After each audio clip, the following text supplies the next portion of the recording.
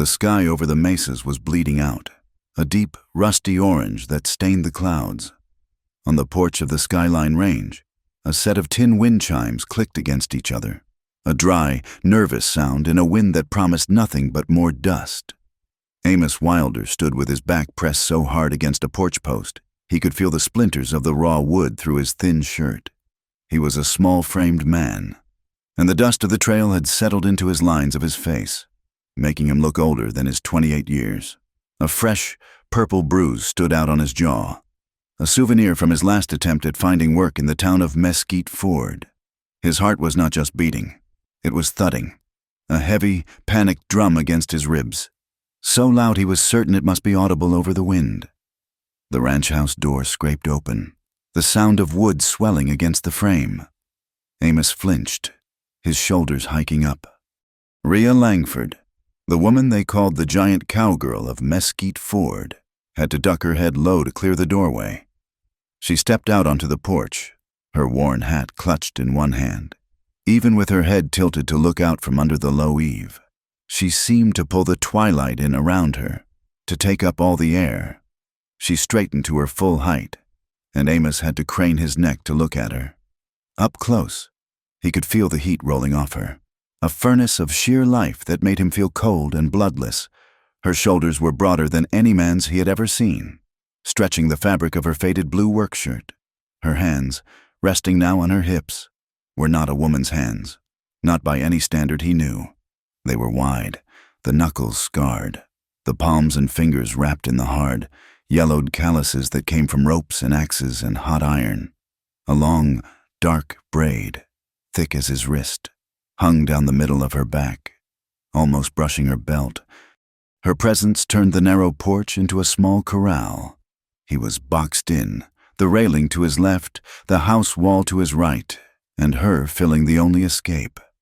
She was silent for a long moment, just studying him. Her gaze was as heavy and physical as a hand. Then she moved. She reached out, not quickly, but with a deliberation that stopped his breath.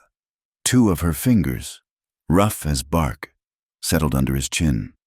She applied just enough pressure to lift his face, forcing his gaze to meet hers. He felt the humiliating burn of tears behind his eyes, the sting of being handled like a stray dog or a child. Her thumb, impossibly large, grazed the corner of his mouth, brushing the new split skin of his lip. He winced, tasting his own blood, metallic and sharp. She studied the bruise on his jaw, the cut on his lip, and the fear in his eyes. Her own eyes, a flat, hard blue-gray, narrowed, as if she were sighting down a rifle barrel. The lantern light hanging by the door cast shadows that carved deep lines from her nose to the corners of her mouth. When she finally spoke, her voice was low, a husky rumble that seemed to come from her boots. "You've never been kissed." It was not a question so much as a verdict, a statement of fact she had just uncovered, and as she asked it, she took one slow step closer. The floorboards groaned under her weight. The step was small for her, but it closed the last of the space between them. He was trapped. He could smell the lye soap on her skin, the scent of leather and horse, and the faint, clean tang of her sweat. If he tried to sidestep now, he would fall clear off the porch and into the dust below. Amos's mind, usually so ordered, so full of figures and neat columns, fractured. His entire life flashed through that small, terrified space. He saw the endless ledger books, his name written small at the bottom of pages no one ever read. He saw the church socials in Oak Harrow, the women in their calico dresses smiling past him, their eyes landing on taller, broader men, their laughter a bright, tinkling sound that always seemed to be at his expense. He was the man who kept the books, the man who was reliable as a post, and just as easy to overlook. He saw the faces in Mesquite Ford, twisted with scorn, and he saw the gallows platform, stark and new in the town square. He had stood before it, not on it, but close enough to hear the jeers, to feel the spit that landed on his boot. They hadn't wanted to hear his explanations about the town's flood relief funds. They hadn't wanted to listen to his careful accounting. They had wanted a thief, and the small, quiet clerk who had found the discrepancy was the easiest one to blame. He had been overlooked, then he had been seen, and he found he preferred being invisible. All the walls he had built to protect himself, the quietness, the invisibility, the careful lack of want, they were all that kept him standing. Ria's gaze held him pinned. Her question demanded an answer. His throat was tight, dry as the dust in the yard. He had to force the word out, a small, broken thing. No. The word hung in the air, pathetic and final.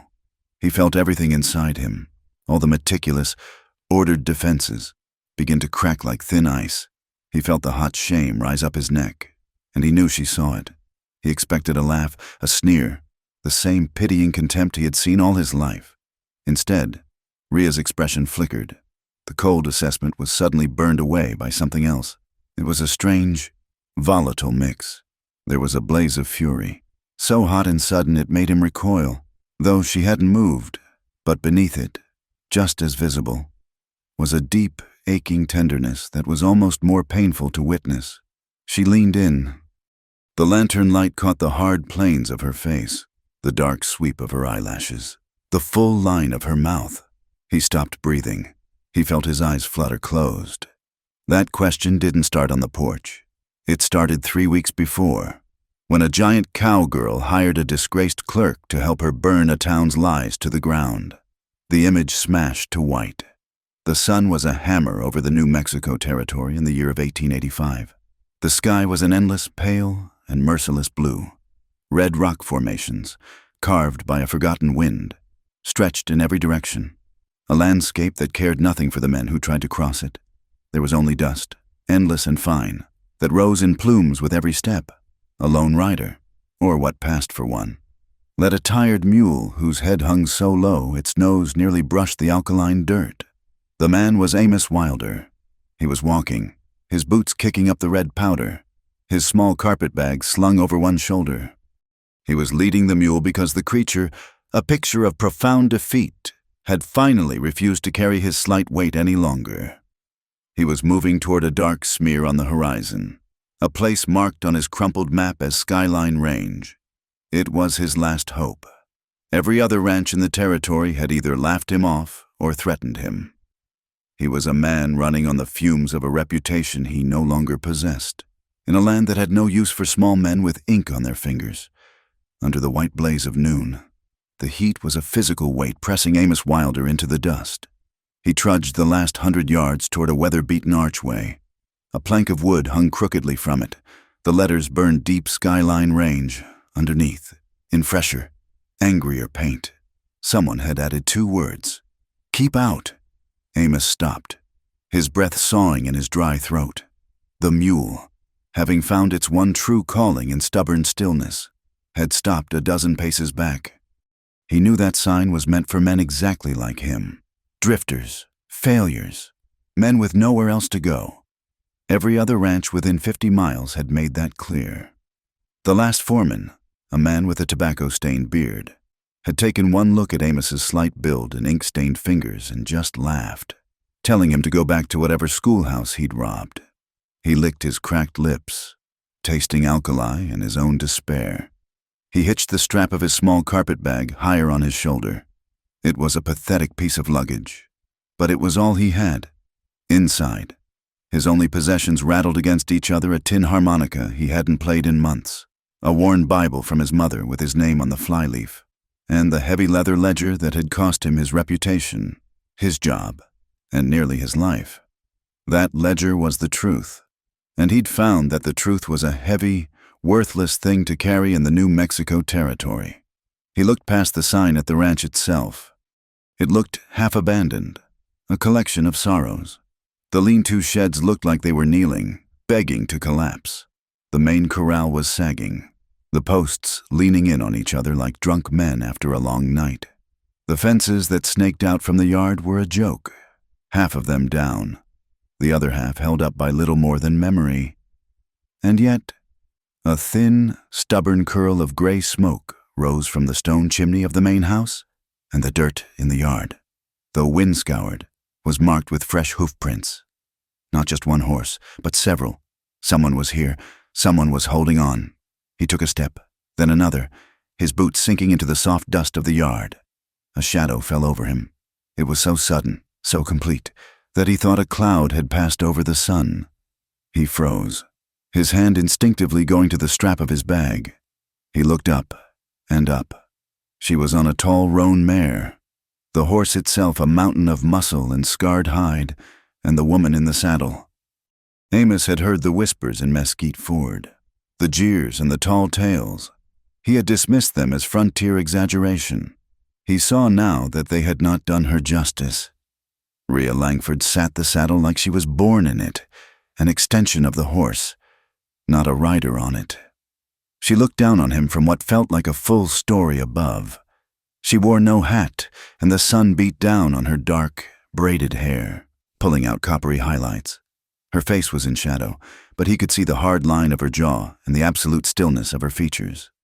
Amos felt that old, familiar sting, the feeling of being sized up and found wanting, like a piece of faulty goods.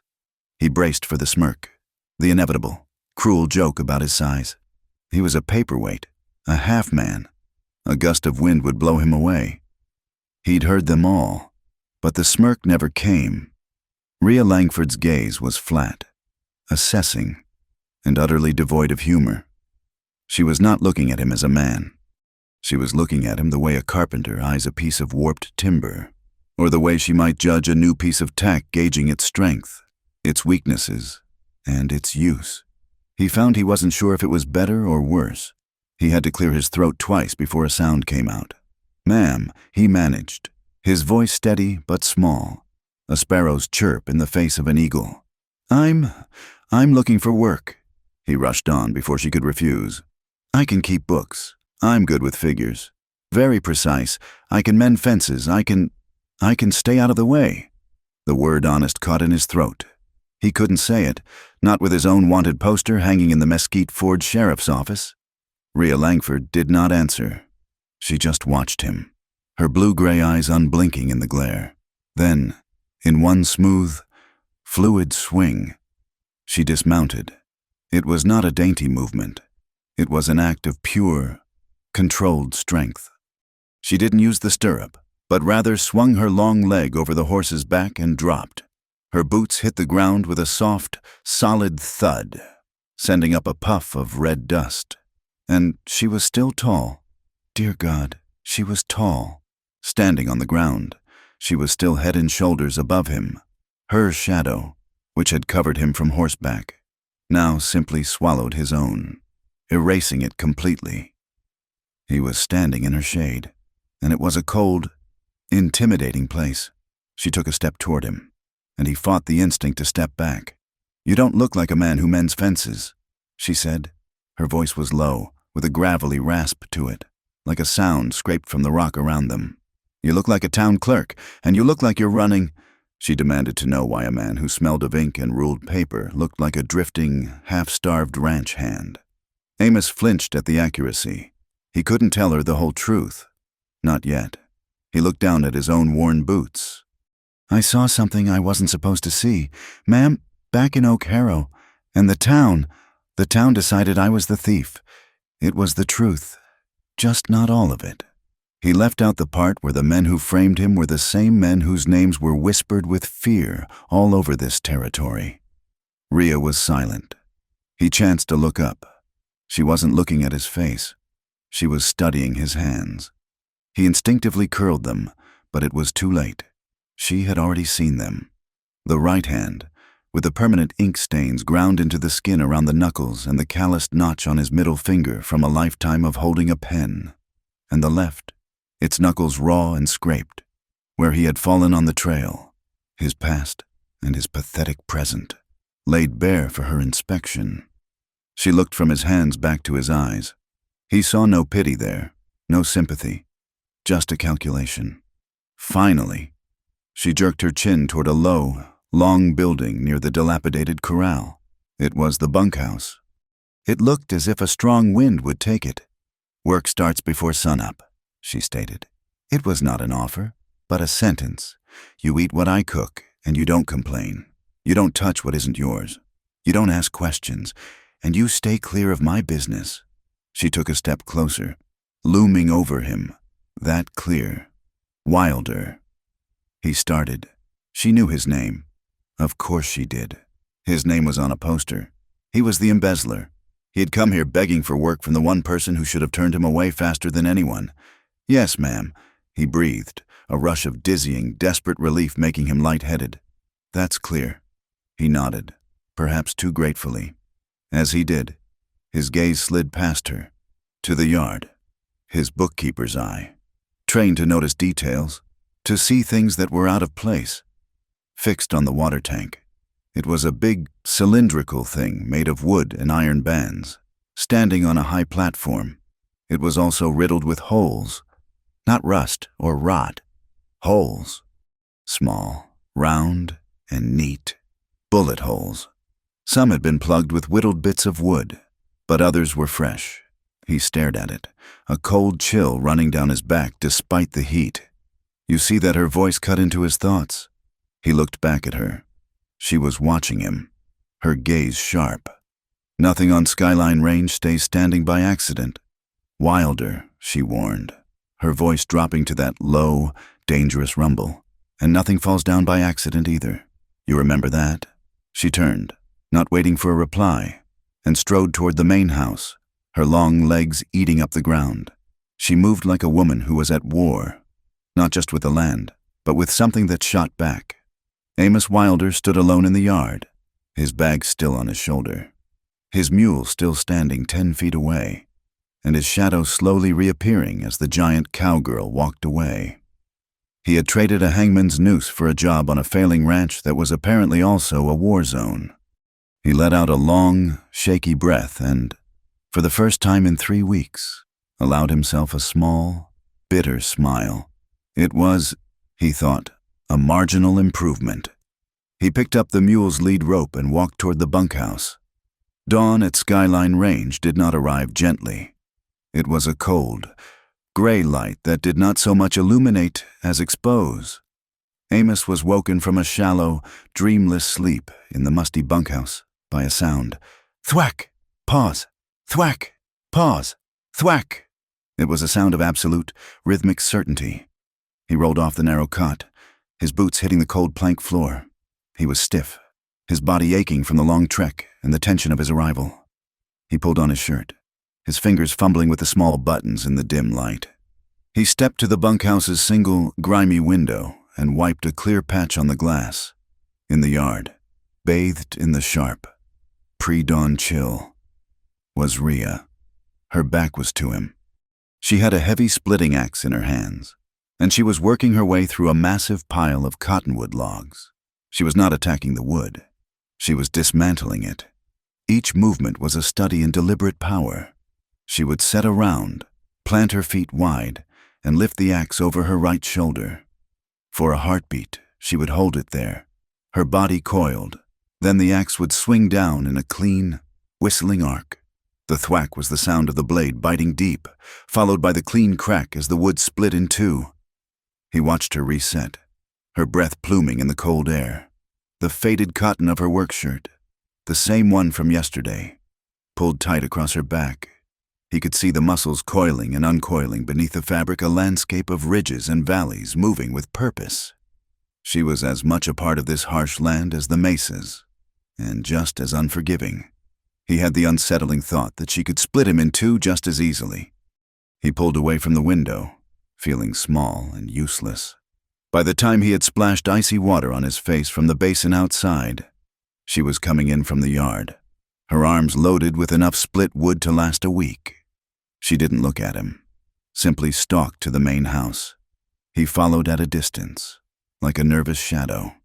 The kitchen was the only truly warm place he had been in months. A big, black cast-iron stove dominated one wall, radiating a heat that was almost dizzying. Rhea was already there, the wood dumped in a box, a fire roaring in the stove. Breakfast was a silent, intimidating affair. She had cooked bacon, thick-cut and salty, fried in its own grease, and a skillet of corn pone, heavy and yellow, a pot of coffee, black and thick enough to chew, bubbled on the stove. She ate like a cowhand, fast and silent, her head bent over her plate. She did not bother with pleasantries. She ate like a person who knew exactly where her next meal was coming from, because she was the one who would provide it, and she was in a hurry to get to the providing. Amos sat opposite her at the heavy pine table. It was her father's table. Clearly built for a man of her scale, it felt too tall. He sat on the edge of the chair, and his boots, even with their worn heels, did not quite reach the floor. He felt like a child at a feast for giants. The tin plate felt heavy, the fork unwieldy in his ink-stained fingers. He ate, forcing down the heavy food, his stomach churning with a mixture of hunger and nerves. Halfway through the meal, she finally spoke, her voice still thick with the morning cold. She did not look up from her plate. "Where are you from?" "Wilder." The clipped question startled him. He swallowed a mouthful of corn pone too quickly. "Oak Harrow. On the plains, east of here. What did you do there?" She wiped her plate clean with the last piece of bread. "Town clerk," he said, his voice quiet. "And I kept the books for the church, part-time, Reverend Davies. He wasn't good with figures." "Why'd you leave?" He froze, the fork halfway to his mouth. He set it down slowly. He looked at his plate, at the dark grease congealing. My honesty didn't match the numbers. That got her to look up. Her blue-gray eyes fixed on him across the table. He saw that same flat, assessing gaze from yesterday. He felt the need to explain, to fill the heavy silence. There were discrepancies. In the town funds, I found them. I reported them. He shrugged, a small, helpless gesture. They found a different story, one that fit better. He tried for a scrap of humor, something to lighten the crushing weight of his own failure. He muttered, mostly to his plate. Being short and being honest seems to be a bad combination out here. People don't respect either one. A sound escaped her. It was not a laugh. It was a short, sharp snort, a puff of air through her nose. It was the closest to amusement he had yet seen from her. Being tall and female isn't exactly a winning hand. "Either," she replied, her voice dry as dust. "People either want to put you in a cage or put you in the ground." She stood then, taking her plate to the wash basin. Her words hung in the air. He watched her back, the way her broad shoulders seemed to carry the weight of the entire roof. Her story, unlike his, didn't come out in a neat, sad column. It surfaced in shards, broken pieces of a life he could barely imagine, offered up over the next few hours as they worked. She set him to the miserable task of mending harnesses in the barn, his small, ink-stained fingers surprisingly adept at the detailed work of needle and awl. She worked nearby, reshoeing the roan mare, the ring of her hammer against the anvil a punctuation mark to her words. Her father, she said, had carved Skyline Range out of the stone with his bare hands. He was a man as big as she was, a man who thought the frontier was a promise. He had died 2 years back, his heart giving out.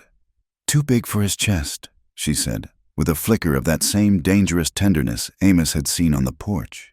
She had a younger brother, his name was Toby. He was small, like Amos, not a rancher, her father used to say, but a reader, kind. He'd been 17, a flash flood, she said, her voice going flat and hard, ripped through Red Canyon, a wall of water, 10 feet high, in a place that hadn't seen rain in 6 months. It came down so fast. Toby was checking a line camp. He never had a chance. The hammer strikes became harder, faster.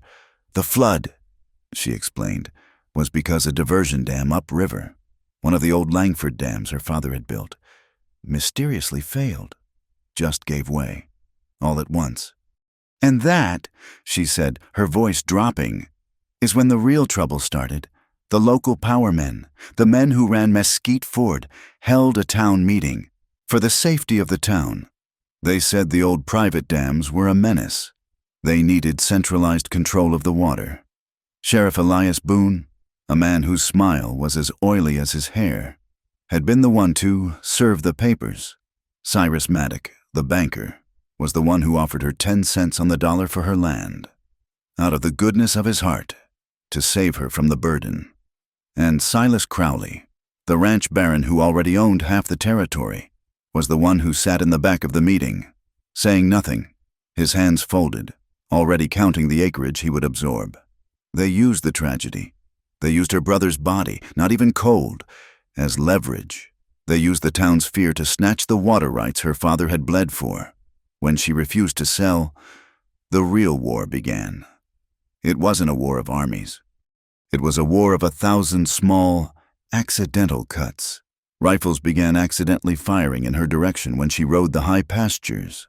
Fences were cut, her cattle driven off or poisoned, their bodies left to rot in the sun. The law, of course, was always busy elsewhere.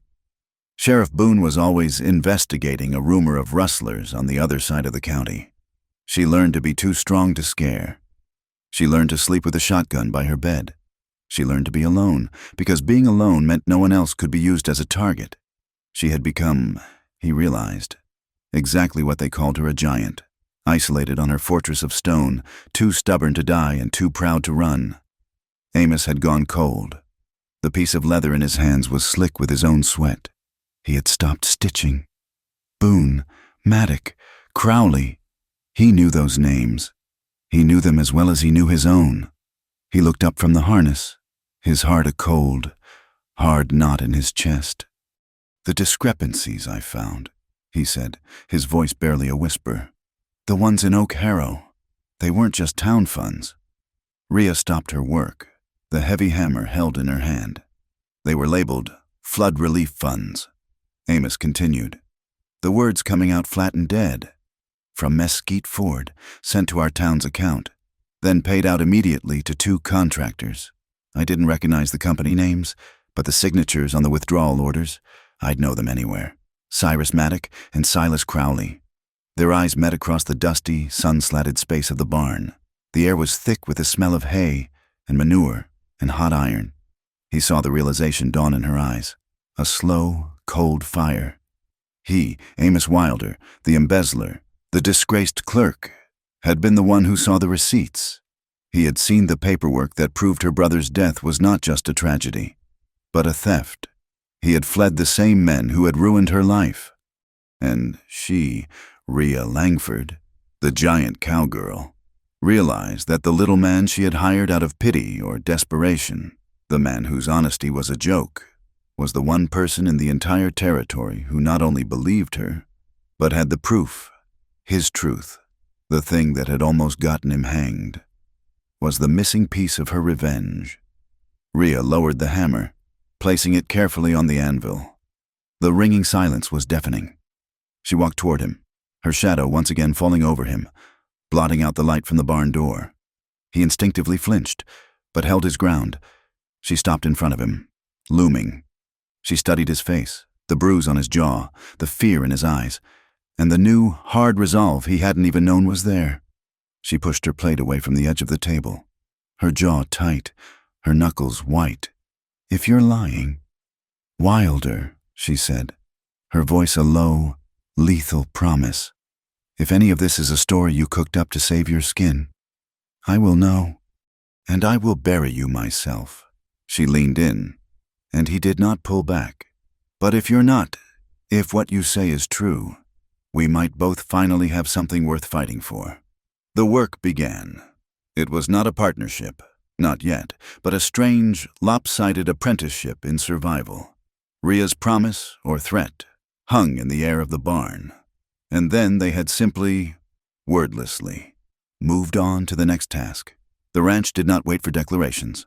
Their first real task was mending the busted fence lines along the Red Hollow Basin, a long, sun-scorched canyon that marked her northernmost pasture, or what was left of it.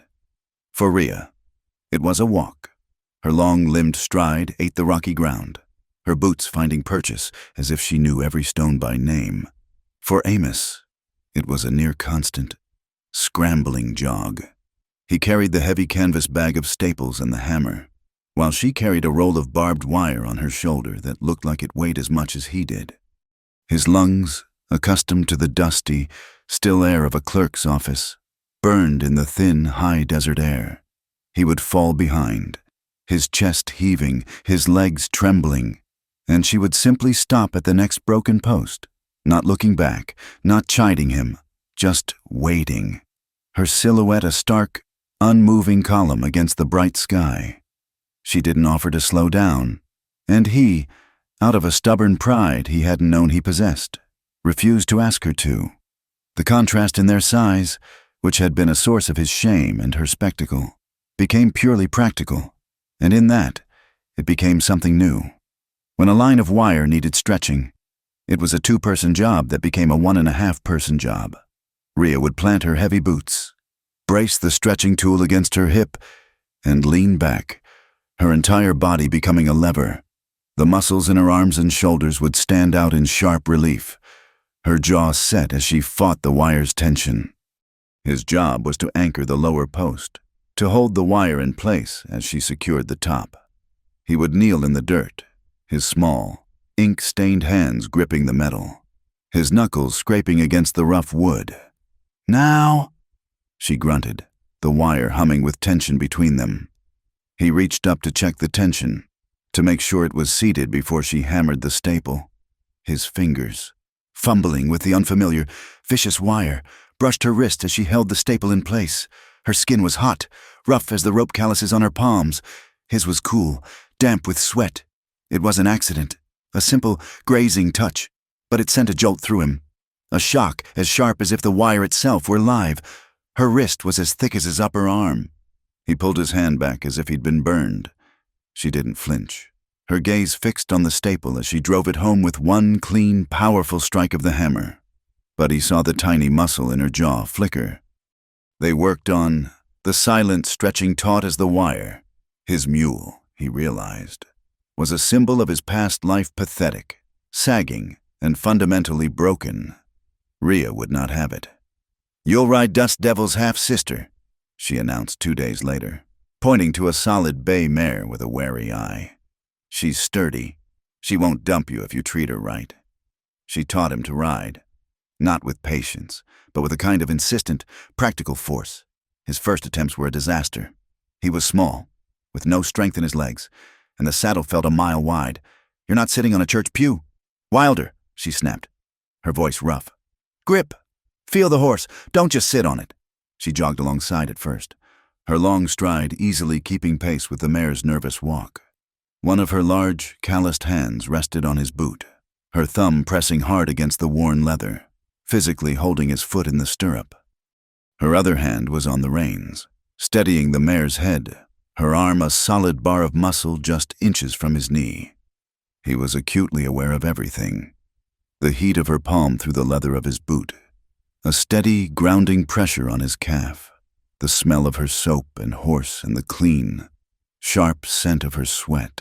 He flushed crimson, a hot, prickling wave that went from his collar to his ears.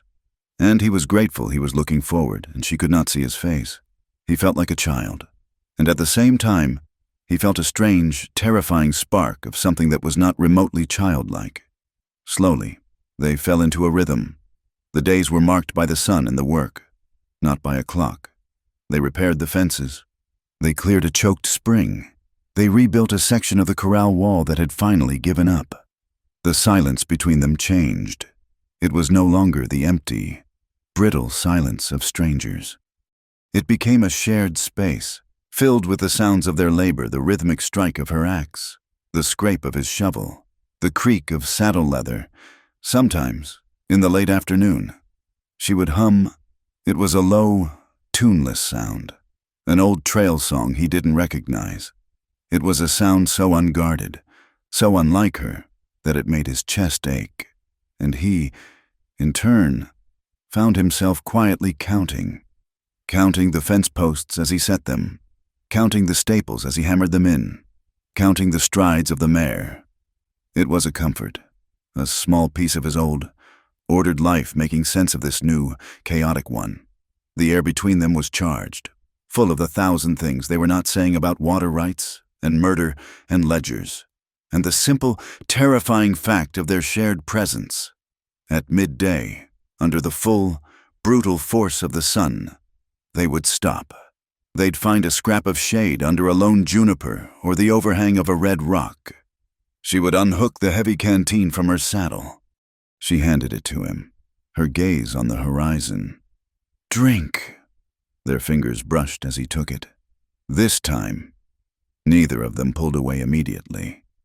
His fingers were small and white against her tanned, scarred ones. He held the canteen, his hand just grazing hers. For a full, suspended heartbeat. He was looking at their hands, and he knew she was too. Then he noticed it. She lowered her hand afterward, not with a jerk, but carefully, slowly, as if she were afraid any sudden move might spook him, as if he were a fawn, and she were the wolf, trying to pretend it meant no harm. The realization was a small, quiet shock. She was aware of him, not just as a tool or a burden, but as something fragile.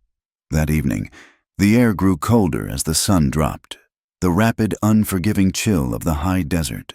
They sat by a small cook fire she'd built in the yard, the flames pushing back against a darkness that seemed vast and absolute. The ranch house was a dark shape behind them. She was staring into the flames, a tin cup of coffee held in both hands, the firelight catching the planes of her face, making her look like something carved from the red rock itself. She spoke, her voice soft, reflective. Broke a saloon ceiling fan once, with my head. Amos, who had been trying to rub some feeling back into his frozen fingers, looked up, startled. I was 16, she continued, a dry, almost invisible humor touching the corner of her mouth. Went into Mesquite Ford with my father to pick up feed. Some drifters in the Golden Nugget decided to make sport of me, called me a freak. One of them grabbed my braid. She took a sip of coffee. I stood up too fast, forgot about the fan, took 2 blades clean off, nearly took the whole thing off the ceiling. Cost my father $20. Amos stared at her. He tried to picture it, this towering, formidable woman as a 16-year-old girl, the chaos, the spinning blades, the stunned silence of a saloon full of rough men. A sound bubbled up in his chest. It was a strange, rusty, unfamiliar noise. He realized, with a profound shock, that he was laughing. It was not a giggle or a chuckle, but a real, honest laugh, torn from his tight-pressed lungs. The sound was so surprising, so out of place, that it startled them both. Rhea turned her head, her blue-gray eyes wide in the firelight. Watching him, his laughter died as quickly as it had come, guttering out in the cold air, leaving him feeling exposed and foolish. He cleared his throat, suddenly ashamed. "I'm sorry," he muttered, looking down at his own hands. It's all right." "Wilder," she said, her voice quiet. "It was kind of funny. After..." He looked at his hands, at the ink stains that would never wash out, at the new, raw calluses forming over them. "I've never been anyone's first choice," he admitted, the words coming out before he could stop them. Quiet and raw. Not for work, not for friendship, not for anything. Always the second thought, the one who could be overlooked. He tried to make it a joke, to wave it away, the spare part, but his voice cracked on the last word. A small, humiliating break. Rhea was silent. She didn't offer him pity. She didn't tell him he was wrong. She just watched him for a long moment. Then she turned back to the fire, picking up a stick and poking at the glowing embers, sending a shower of small, bright sparks up into the darkness. "When I was younger," she said, her voice so low he had to lean in to hear it over the crackle of the fire. "After my mother died, my father, he didn't know what to do with me. I was already taller than him by the time I was 14. She poked the fire again, her face hard. He let a man from a traveling show pay him to show me. They called me the Amazon of the Plains, the giantess of the New Mexico territory. People paid a dime to come into a tent and just stare at me." Amos's breath caught. He could see it, a dark, velvet-draped tent, the smell of sawdust and sweat, and Rhea, young, trapped, being stared at by leering, curious faces. He thought it was money. She said, her voice flat. "He thought it was a way. I stood on a box for 6 months while people poked me and asked if I was real. I learned right then." She looked at him, her eyes full of a cold, ancient fire, being noticed and not seen. "Wilder. It's its own kind of hell. maybe worse than not being noticed at all. They sat in silence, the truth of their two hells, his of invisibility, hers of spectacle settling between them. The night wind grew colder, a physical thing that whipped at the edges of the fire and cut through Amos's thin shirt. He shivered, a deep, bone-rattling shake.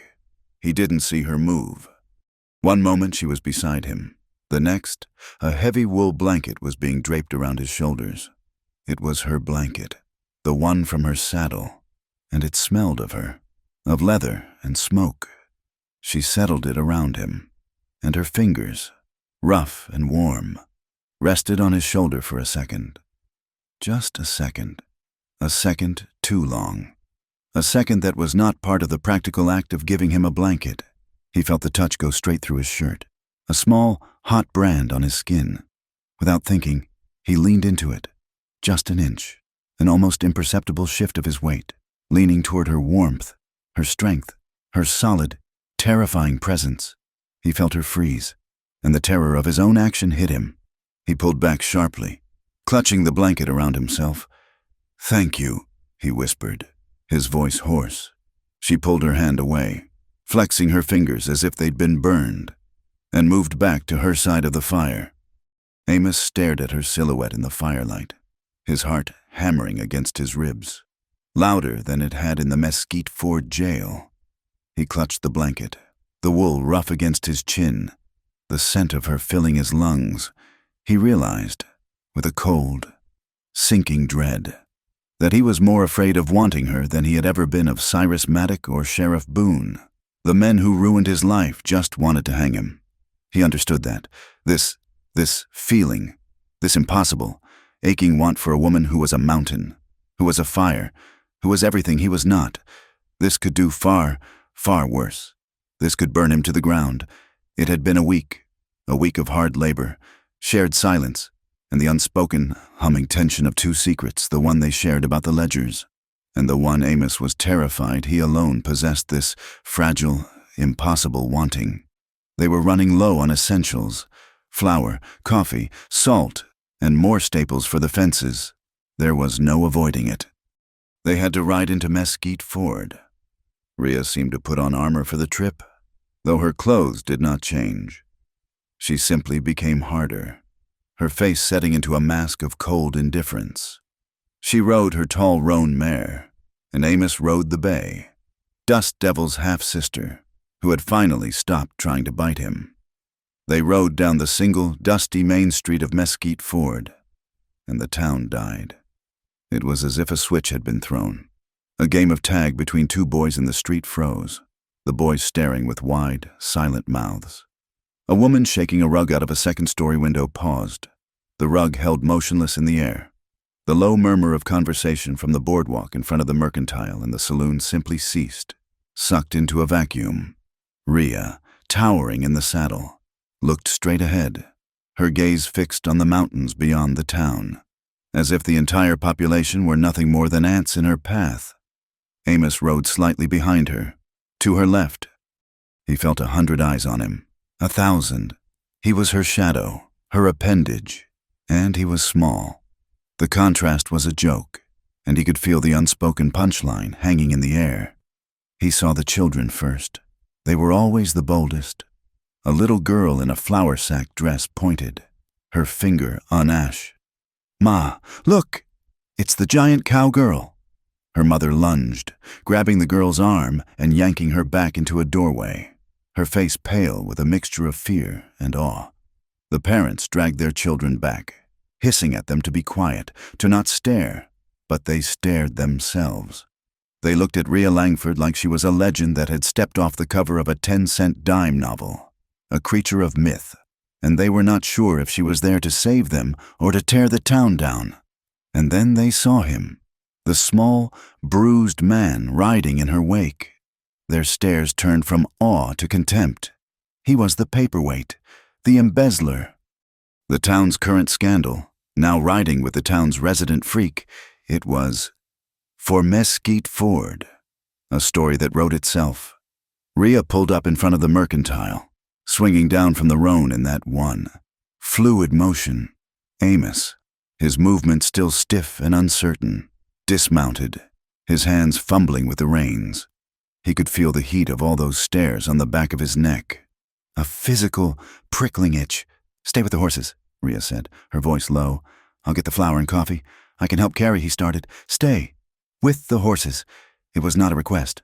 She turned toward the mercantile, her long duster coat flaring, her boots thudding on the boardwalk. And of course, he was waiting. "Well now, afternoon. Langford."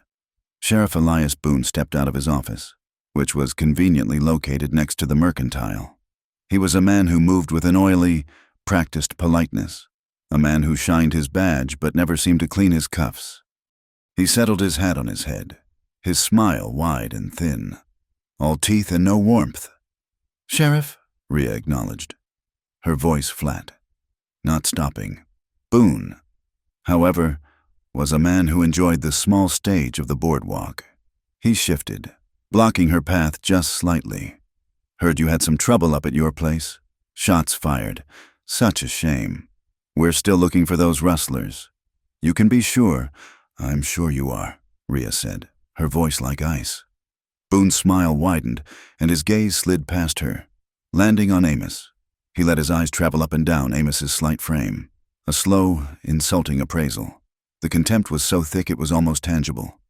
"Heard you'd taken on some new help," Boone said, his voice dripping with false geniality. "Didn't know you'd started hiring paperweights." "Langford, what's the matter? Run out of full-grown men?" Amos flushed. A hot, sick wave of humiliation that started in his stomach and rose to his hairline. He wanted to shrink. He wanted to disappear. He wanted to be anywhere but on this street, being undressed by this man's scorn. Rhea turned, very slowly. "He's my help, Boone. That's all you need to know." "Oh, I know all about him," Boone said, his smile turning into a sneer.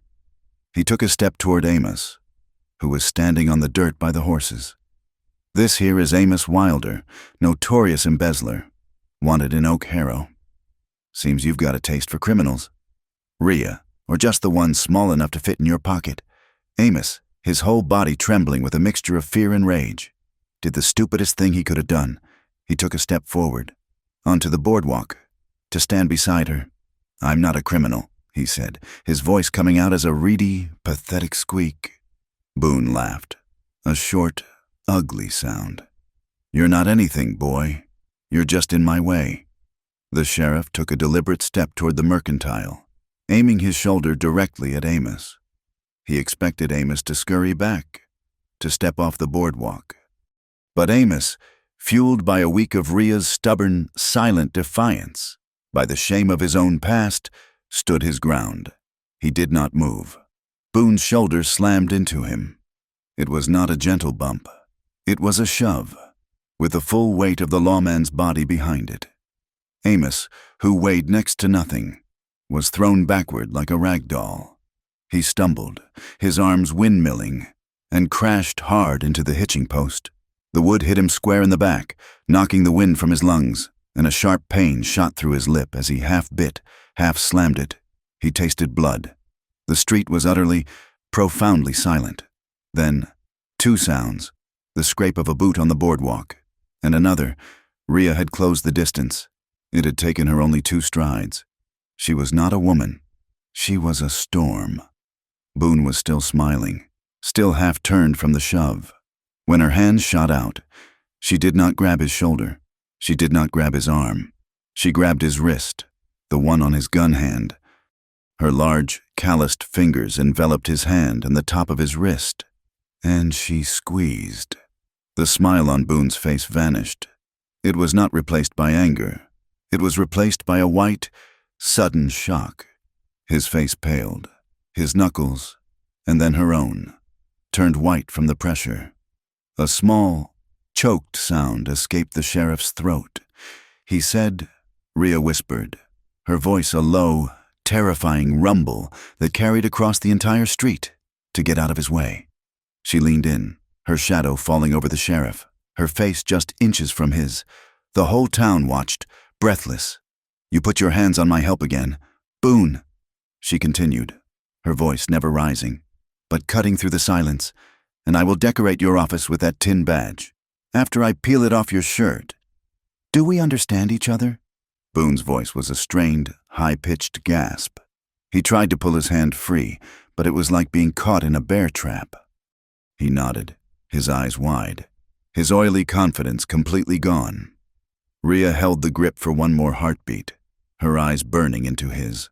Then, with a flick of her wrist that looked like she was shooing a fly, she threw his hand back at him. Boone stumbled back, clutching his wrist, his face a mottled mask of white and red, of humiliation and pure fury. Rhea turned, her back to him, and strode into the mercantile as if nothing had happened.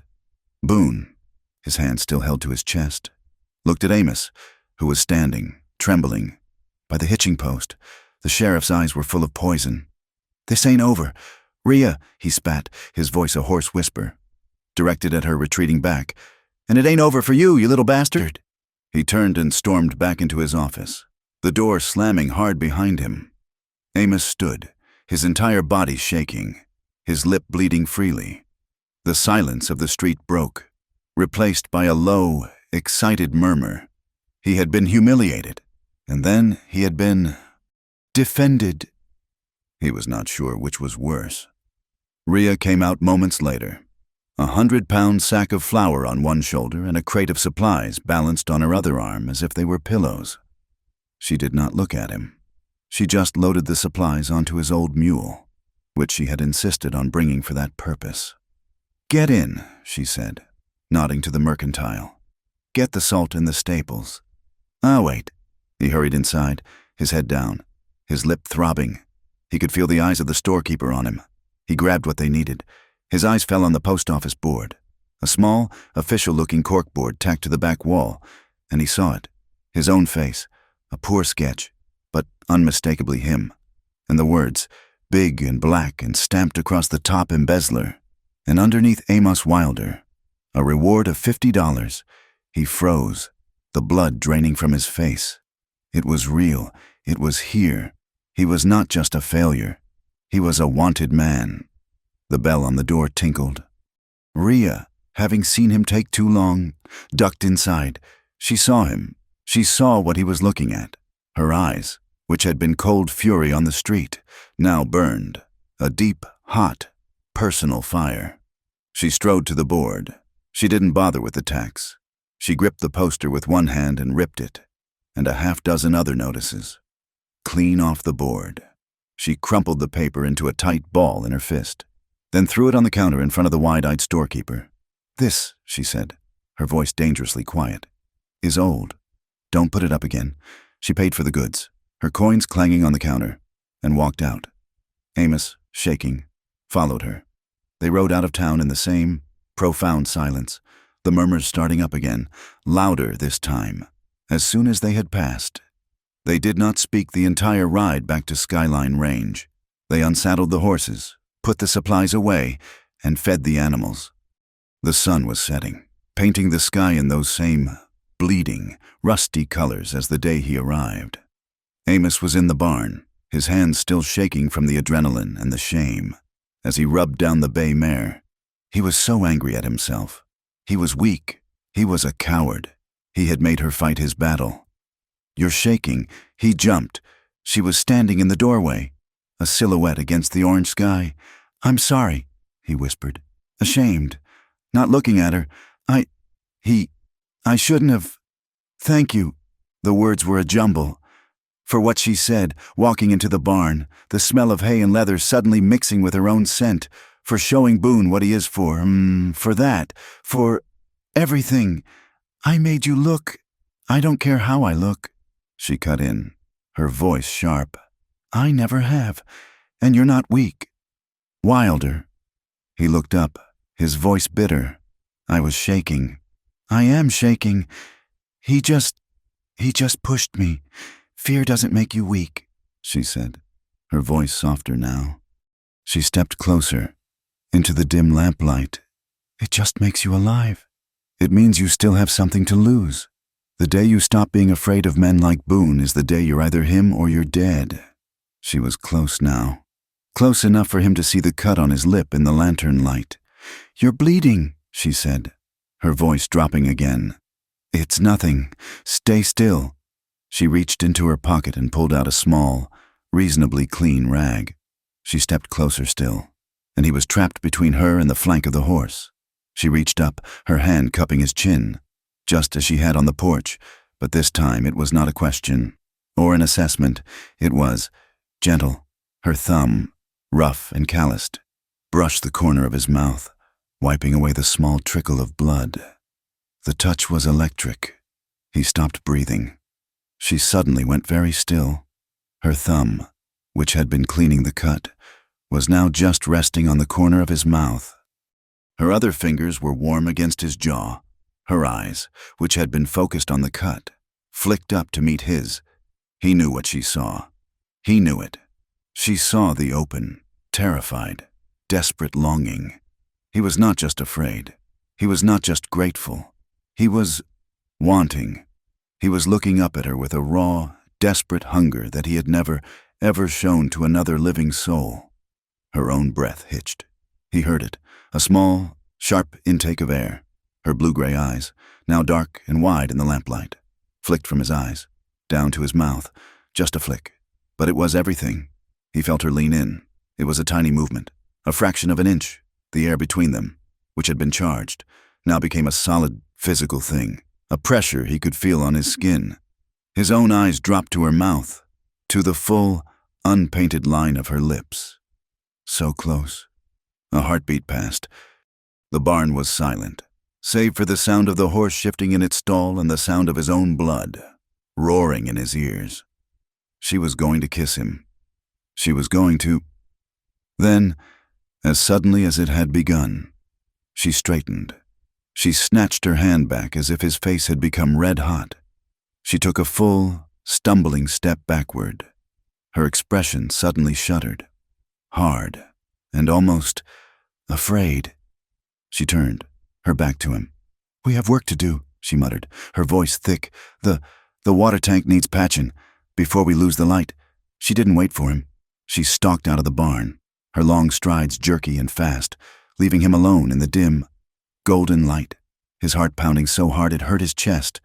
Amos Wilder leaned his forehead against the warm, solid flank of the bay mare, his entire body trembling.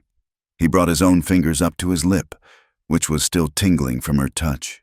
He watched her walk away, a giant, powerful woman, fleeing, and he realized, with a shock that was greater than Boone's shove or the poster or the kiss that almost was, that she had been afraid. She had seen the wanting in his eyes, and she had been afraid.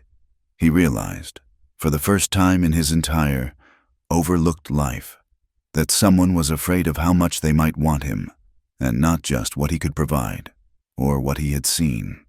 And that, he thought, as his heart began to slow, was the most terrifying and the most dangerous thing of all. The day after the trip to Mesquite Ford, the air was thick and yellow, holding its breath. The near kiss in the barn had changed nothing and everything. They worked, but now a new, brittle tension was stretched between them. They were acutely aware of each other, their accidental brushes as they passed in the yard, now feeling less like accidents and more like small, painful collisions. Amos would drop his gaze, his face burning. Rhea would set her jaw, her movements becoming jerky and overly forceful. The silence had become loud. On the third day, the sky was a bruised, heavy purple on the eastern horizon, promising a storm that had been threatening for a week. Rhea stood by the corral, staring at the clouds, her face a mask of old grief. "We ride out," she said, not looking at him. "To check the fences," he asked, his voice small. "No, to the old dam, in Red Hollow Canyon." Amos froze. "Her brother's canyon." "Why? Because you're right. Wilder," she said, her voice flat and dead. "It was paperwork, and I'm going to find the first page." She hadn't been back in 2 years, not since the day they pulled her brother's body from the mud. A mile downstream. The ride was silent and grim. The landscape grew meaner, the open pastures giving way to a narrow, winding canyon of red rock that seemed to close in on them. The walls rose hundreds of feet on either side, a straight, sheer drop. The air grew still, the threatened rain palpable. It was a place of ghosts, and Amos could feel them, a cold pressure on his skin. Rhea rode ahead, her back a rigid, unmoving line. He could feel the pain rolling off her, a cold, dark heat that was the opposite of the life he'd felt from her on the porch. This was her grief, and it was as giant as she was. After an hour, the canyon opened slightly, and there it was. The old Langford Diversion Dam. It was not a grand structure. It was a crude, desperate wall of stone and timber, wedged into a narrow part of the canyon, and it was broken. A massive, 10-foot section of the center was gone, as if a giant hand had simply punched it out. The stone was scattered, the heavy timbers splintered like toothpicks. Below it, the canyon floor was a wide, scoured bed of bleached rock and dried mud. "This is it," Rhea said, her voice a hollow whisper. She dismounted, her roan mare nervously stamping and blowing, sensing the bad air of the place. Amos slid from the bay, his legs weak. This was where it happened. This was the place that had unraveled her life, and, in a strange, twisted way, had led to him standing here. Rhea walked to the edge of the scoured wash, her boots sinking into the dry silt. She stared at the broken dam, her hands clenched at her sides. She said nothing. Amos, his bookkeeper's mind always working, always seeing details, looked around. He was not looking at the dam, but at the edges. It didn't fail. "Rhea," he said, his voice quiet, but carrying in the dead air. She turned, her eyes blazing. "What did you say?" "It didn't fail, not on its own." He pointed, his hand trembling slightly. "Look, the timbers, they're splintered outward, not inward. And the stones, they were pushed, not washed." He walked closer, his eyes scanning the base of the canyon wall.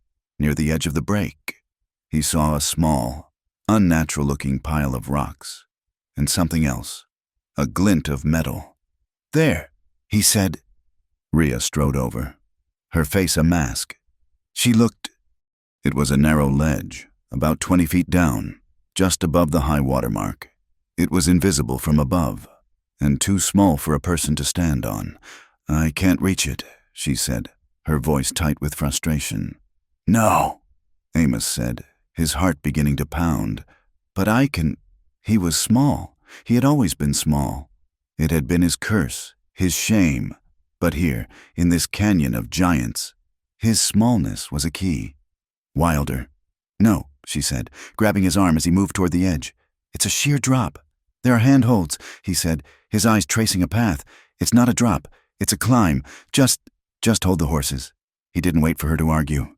He handed her his reins and swung his legs over the edge. The rock was rough, solid.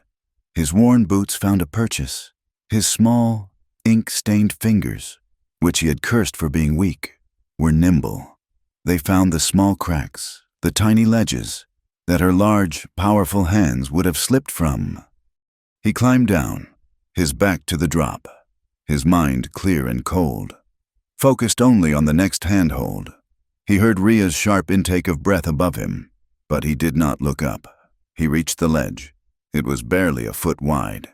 He edged along it, his body pressed to the cold rock, and he saw it. Tucked into a crevice, hidden by the pile of rocks, was a collection of rusted tools, a heavy drill, a pick, and a rusted black metal lockbox. "Rhea," he called up, his voice echoing strangely. "It's here, it's all here. They did it. They drilled it. The box." "Amos," she yelled back, her voice cracking. "Get the box. It was wedged deep." He had to use the pick, prying it. His small body braced on the tiny ledge. For a moment, it wouldn't budge. Then, with a scraping shriek of metal on rock, it came free. It was heavy, far heavier than it should have been. He climbed back up, the box clutched under one arm, his fingers raw, his heart hammering. He scrambled over the edge and collapsed onto the dusty rock, pushing the box toward her. Rhea fell on it like a wolf. Her hands, strong enough to break a man's wrist, fumbled with the rusted latch. It wouldn't open. Without a word, she grabbed the heavy pick from his hand, jammed it into the lock, and with one violent, twisting motion, tore the lid clean off. They both stared. It was full of water-warped, mud-stained papers. Amos's hands were shaking, but he reached in. His fingers, trained to the feel of paper, gently separated the sodden, glued-together pages. At the top was a contract, a private contract. He read the names, his blood turning to ice. A private sale. He whispered, granting Cyrus Maddock and Silas Crowley primary water rights from the Red Hollow Basin, in exchange for assuming the debt of Skyline Range. "He never had debt," Rhea hissed, her eyes burning. "My father never owed a cent." "It's dated," Amos said, his voice choking. "Rhea, it's dated the day after your brother died. He dug deeper, and he found it, under the contract. A ledger, not a big leather-bound one like his, a small, cheap cash book. But it was a ledger. The water had ruined most of it, but the last few pages, they were just damp. And the ink, a dark, waterproof India ink, had held. He saw a column of figures, and he saw a label at the top of the page, flood relief payouts. He read, his voice dead. He looked at Rhea. She was paper white, her breath coming in short, sharp gasps. "The dates," she whispered. "The dates." "Amos." He ran his finger down the page. "October 10th, October 12th, 1883. The same week I was accused. And the signatures at the bottom, authorizing the payments.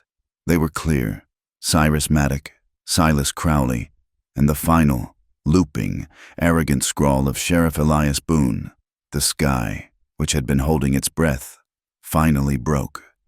A low, rumbling peal of thunder rolled down the canyon, shaking the rocks beneath them. And as if in answer, a sound was torn from Rhea Langford's chest. It was a sound of such profound, animal rage and grief that Amos recoiled.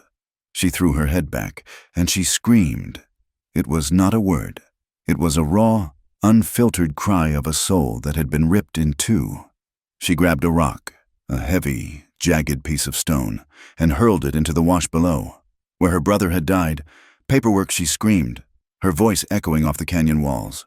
Mixing with the thunder, "They didn't just take my land. They didn't just take the water. They murdered him. They murdered my brother.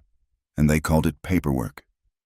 She staggered, her hands in her hair, and she turned to Amos, her eyes wild, her face a mask of tears and fury. "They killed him." Amos stood, his own hands trembling so violently he could barely hold the ledger. The paper fluttered in the rising wind. He was not just afraid. He was ashamed. He was drowning in his own quiet shame. "I tried to tell them," he whispered, the words so quiet, so weak, against her rage and the coming storm. I saw it. I saw the numbers. They didn't add up. They didn't make sense. I tried to flag the irregularities. I tried to show Reverend Davies." His voice cracked. "And they hauled me before the town. They called me a thief. They spat on me. And I just ran.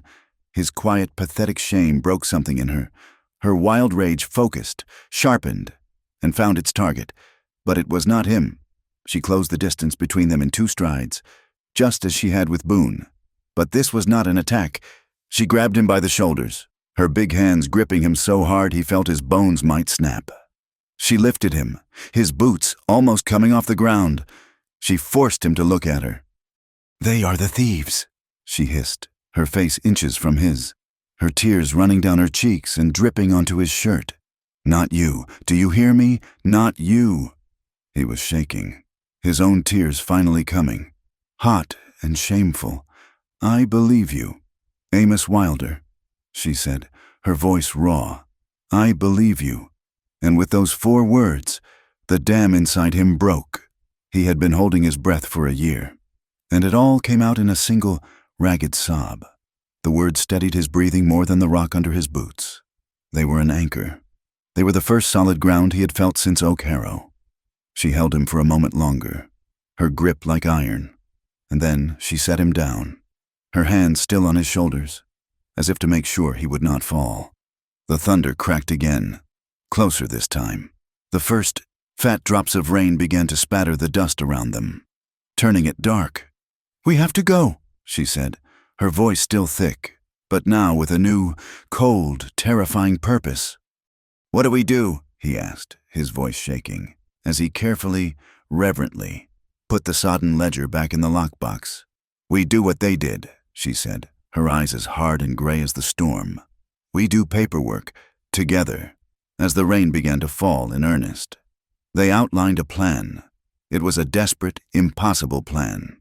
Amos would take the ledgers, his and theirs, and he would reconstruct the books. He would build a new story, the true one, out of their own numbers. He would create a timeline, a map of their greed that no one could deny. Rhea, in turn, would ride.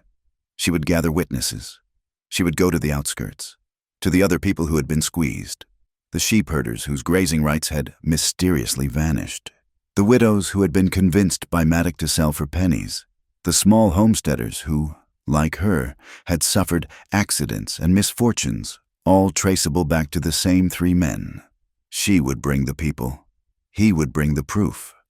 They rode home in the dark, the storm having broken fully over the territory. The world was a mess of driving rain, blue-white lightning, and deafening thunder.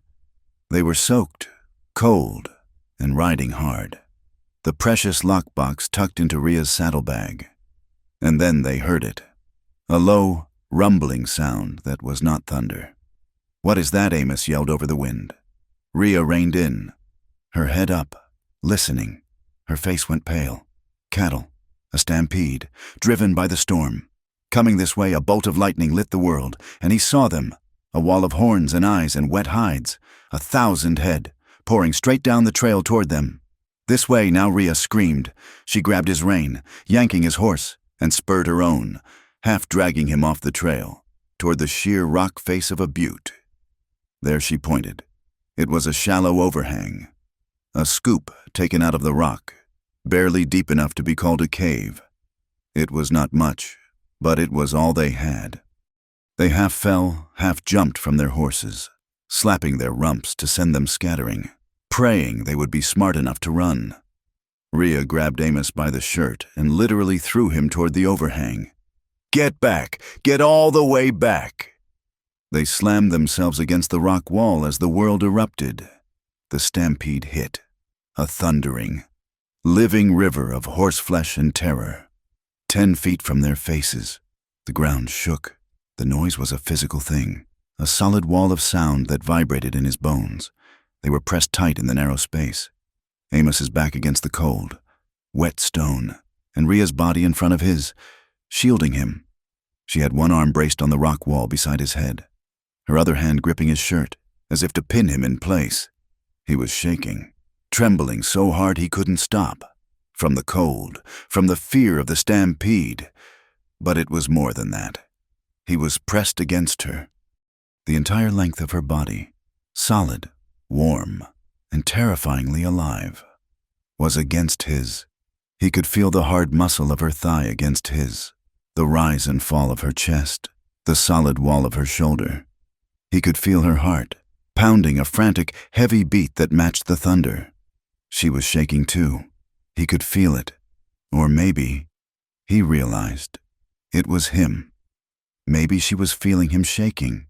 She turned her head, her face just inches from his. He could not see her in the dark, only her silhouette against the chaos outside. He felt her breath, hot and sharp, fan across his forehead. The moment stretched. The world was nothing but the roar of the stampede, the crash of thunder, and the two of them, pinned together in the dark. He could smell the rain on her, the leather, and the soap, and the faint, clean, animal scent of her skin. He stopped breathing. The last of the herd thundered past. The sound began to recede, leaving a ringing, aching silence, broken only by the steady drumming of the rain and 2 pounding hearts. She did not move. He did not move. He felt her breath on his forehead, a constant, warm presence. Then, she pulled away. It was a sudden, jerky movement, as if she had been burned. She took a step back, out of the overhang, into the rain, leaving him suddenly cold and exposed. She stood for a moment, her back to him, her shoulders a broad, dark line against the gray. Retreating storm. We'll have time for other things, she muttered, her voice thick and rough. If we're both still alive after we take on half the territory's power structure. She turned, not looking at him, and whistled, a sharp, piercing sound. From the darkness, two horses, reins broken but otherwise safe, trotted nervously toward the sound of their owner. The frontier has long ears. A sheepherder Rhea spoke to, a man with a grudge against Silas Crowley, mentioned her name over a cheap whiskey in the Mesquite Ford saloon. A widow, emboldened by Rhea's questions, refused an offer from Maddox Bank, mentioning she had new information. Word of Rhea Langford digging around old contracts and dead brothers traveled fast. It reached Maddox and Crowley before the dust of her horse had even settled. They didn't wait. Their power was built on the town's fear, and fear, like a fire, must be fed. They hired 3 trail-hardened gunmen, men who were not on any payroll, men whose names were only whispered, to send a message to Skyline Range. The message arrived on a hot, brittle afternoon. The sky was a pale, washed-out blue, and the air was so dry it felt like it could shatter. Amos was in the main house, his back aching, hunched over the kitchen table. He was deep in his own world, the world he understood. He had the lockbox ledgers and his own from Oak Harrow spread out, painstakingly reconstructing a timeline of theft. His neat columns and precise figures building a gallows for the men who had tried to build one for him. Rhea was outside, her back to him, mending the harness he had failed to fix properly earlier. The first sign of trouble was not a sound, but a tremor, a low, distant vibration in the floorboards. Amos looked up from his numbers, frowning. Rhea was already on her feet, her head turned, her nostrils flared, tasting the air. She was a dozen yards from him, but he saw her body go rigid. "What is it?" he called, sliding off the chair. "Get inside," she ordered, her voice a low, hard command. "Rhea, what cattle? Too many, too fast." He heard it then, a low, growing roar, the sound of the stampede in the canyon. But this time it was not an accident of the storm. It was being driven. He ran to the door and looked north. A cloud of red dust was boiling over the ridge of her north pasture, the one they had just spent a week mending, and pouring through a fresh-cut gap in the wire was a small, terrified herd of her own cattle, about 30 head, being driven hard. Behind them, 3 riders, their faces covered with bandanas, whooped and fired their pistols in the air, pushing the herd straight toward the main yard, straight toward the house. They were smashing everything. New fence posts snapped like twigs. The cattle, mad with fear, charged through a small vegetable patch Rhea had been tending. "They're running them over the cliff edge," Amos yelled, horrified, seeing the small herd was being funneled toward a shallow, rocky drop-off near the corral. "They're not running them. They're smashing the fences," Rhea bellowed. She was already running, not for the house, not for a gun, but for the main corral gate. Amos saw what she was doing. She was trying to get the gate open, to give the terrified animals a place to go, to save them from being scattered or lamed. But the 3 gunmen saw her, too. They shifted, driving the herd straight at him as he stood frozen in the doorway. "Amos, the gate." "The south gate," she screamed. Changing direction. He understood. He ran, his legs pumping, his lungs on fire, scrambling toward the far corral gate, the one that would let the herd pass through the yard and out the other side. Instead of into the house, he fumbled with a heavy wooden latch, his ink-stained fingers clumsy and weak. The herd was almost on him, a wall of horns and terrified eyes. He could smell their sweat, their fear. He got the latch up, but the gate was heavy, and it was stuck. He pulled, his boots skidding in the dirt. A single steer, its eyes white, broke from the herd and charged him. "Head down!" Amos screamed. He fell backward, his hands up, a pathetic, useless gesture. He heard a sound like a whip crack, a whistling in the air. A rope loop appeared, miraculously, and settled perfectly over the steer's horns. In the next instant, The rope went taut, and the animal was yanked sideways, its front legs leaving the ground, its body slamming into the dirt just feet from where Amos lay. He looked up, gasping. Rhea was on her roan mare, Dust Devil, her favorite, the horse she'd been mending the harness for. She must have saddled her in seconds. She had the rope dallied to her horn, her face a mask of absolute fury, her body leaning back against the strain. "Get behind the trough," she screamed. Then the shots rang out, not from the gunmen driving the cattle, but from the ridge. A fourth shooter. A rifle. The first bullet was a sharp ping that sang off the metal rim of the nearby well. The second was a heavy, wet thunk. It slammed into the side of the wooden water tank, the one they had patched just days before. A geyser of their precious, hard-won water exploded into the air, a silver plume against the pale sky, showering the yard in a sudden, cold rain. "No," Rhea cried, her voice a sound of anguish. The third shot, it was not a ping or a thunk. It was a sickening, wet crack. It tore through the air where Rhea's hat should have been. But Dust Devil, her horse, her favorite, had thrown her head up in panic. The bullet struck the mare high on the neck. Dust Devil went down. It was not a graceful fall. She simply collapsed, her legs folding, her body crashing to the dust. She let out a high-pitched, terrifying scream, a sound of agony and confusion. Rhea was thrown clear, landing hard on her hip and shoulder, rolling. Rhea Amos screamed, scrambling to his feet.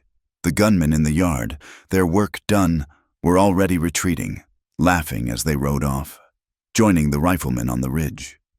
Rhea didn't look at them. She was on her feet, her face ashen, and she was running, not for her gun, but for Amos. The rifle cracked again, and a bullet kicked up dust where she had been a second before. She reached him, her hand grabbing the front of his shirt, and she didn't slow down. She dragged him, his feet barely touching the ground, behind the long, low stone trough used for watering the horses.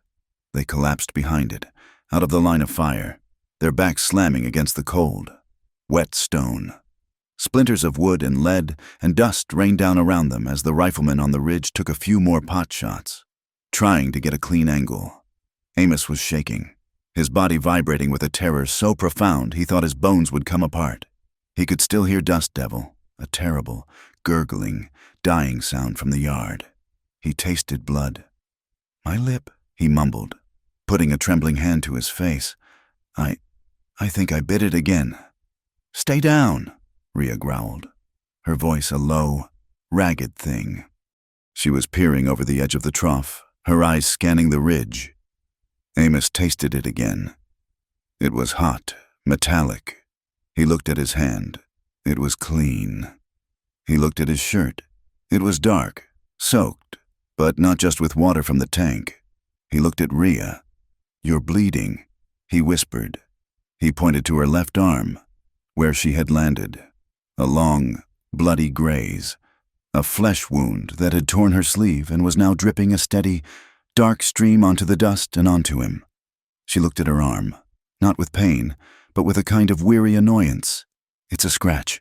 She reached behind her, her hand fumbling for the rifle she always kept in a scabbard by the porch. It was too far. The shots from the ridge stopped. "They're gone." Amos breathed. "No," Rhea said, her voice cold. "They're just finished. For now." She rose slowly, her body stiff, and looked at the ruin of her yard. The north pasture was a disaster. The fences gone, the herd was scattered, thankfully not lamed. The water tank, their lifeblood, was gushing its last. The bullet hole a dark, weeping eye, and in the center of the yard, Dust Devil lay, her legs still kicking in a final, agonizing reflex.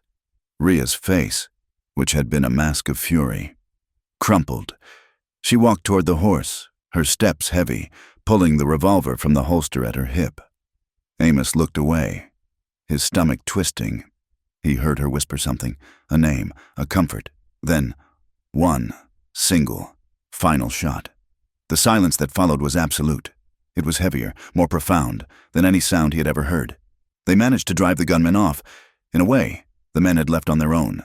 Their message delivered, but Rhea knew they would be back. She grabbed her rifle. Amos grabbed the spare, and they fired a few well-placed shots at the retreating riders on the ridge, just to prove they were not yet dead. Then, Rhea, her face grim, grabbed a torch and a can of kerosene. She ran to the edge of the north pasture, where the dry grass was highest, and she lit a controlled backburn, a line of fire that would force the attackers to retreat wide, preventing them from circling back easily. It was a smart, defensive move. It also burned what was left of her own pasture. Skyline Range was left scarred, a dead horse, a ruined water tank, a burned fence line, a message, delivered and signed. That night, the house was a tomb. The lamplit kitchen, usually a place of warmth, felt cold. Amos had finally finished his calculations, but the neat columns of figures felt like a child's game. Rhea sat at the table, not eating. She was cleaning her rifle, her movements mechanical, automatic. She had cleaned the graze on her arm and bandaged it tightly, refusing his fumbling offers of help. She had not spoken a word since she'd shot her horse. Amos, his heart a cold, heavy stone of guilt, finally had to speak. "She was a good horse," he said, his voice a whisper. Rhea's hands stopped moving. She did not look up. I'm sorry, Rhea, I'm so sorry." He twisted his hands in his lap. This is my fault." Her head snapped up, her blue-gray eyes, which had been dull with grief, now blazing with a sudden, cold fire. "What did you say?" "This is my fault," he repeated, his voice shaking but gaining a desperate conviction. "I brought this. If I'd stayed gone, if I'd never come here, they might have left you alone. You'd still have your horse. You'd still have your water. You'd still have peace." Rhea slammed the rifle down on the table. The crash made Amos jump. A small, pathetic flinch. "Peace," she snapped, her voice a low, furious hiss. She stood, her chair scraping violently on the floor, and she loomed over him, a giant of pure, unfiltered rage. "You think that was peace? You think I've had one day of peace since they murdered my brother?" She stalked at the kitchen, her hands clenching and unclenching. Peace was a lie. Peace was them accidentally shooting at me. Peace was my cattle being poisoned. Peace was them waiting, just waiting, for me to get weak, or tired, or to just die. They were never going to leave me alone. She whirled on him, her fingers stabbing the air. "With or without you, Amos, they were coming. They were always coming. The only thing you did was give it a name. The only thing you did was give them a reason to hurry." Amos shrank back, his face pale. Her anger was a physical force, a heat that scorched him. He had never seen her like this, not even with Boone. This was different. This was broken. He realized, with a cold jolt, that her anger wasn't just aimed at him. It was aimed at herself.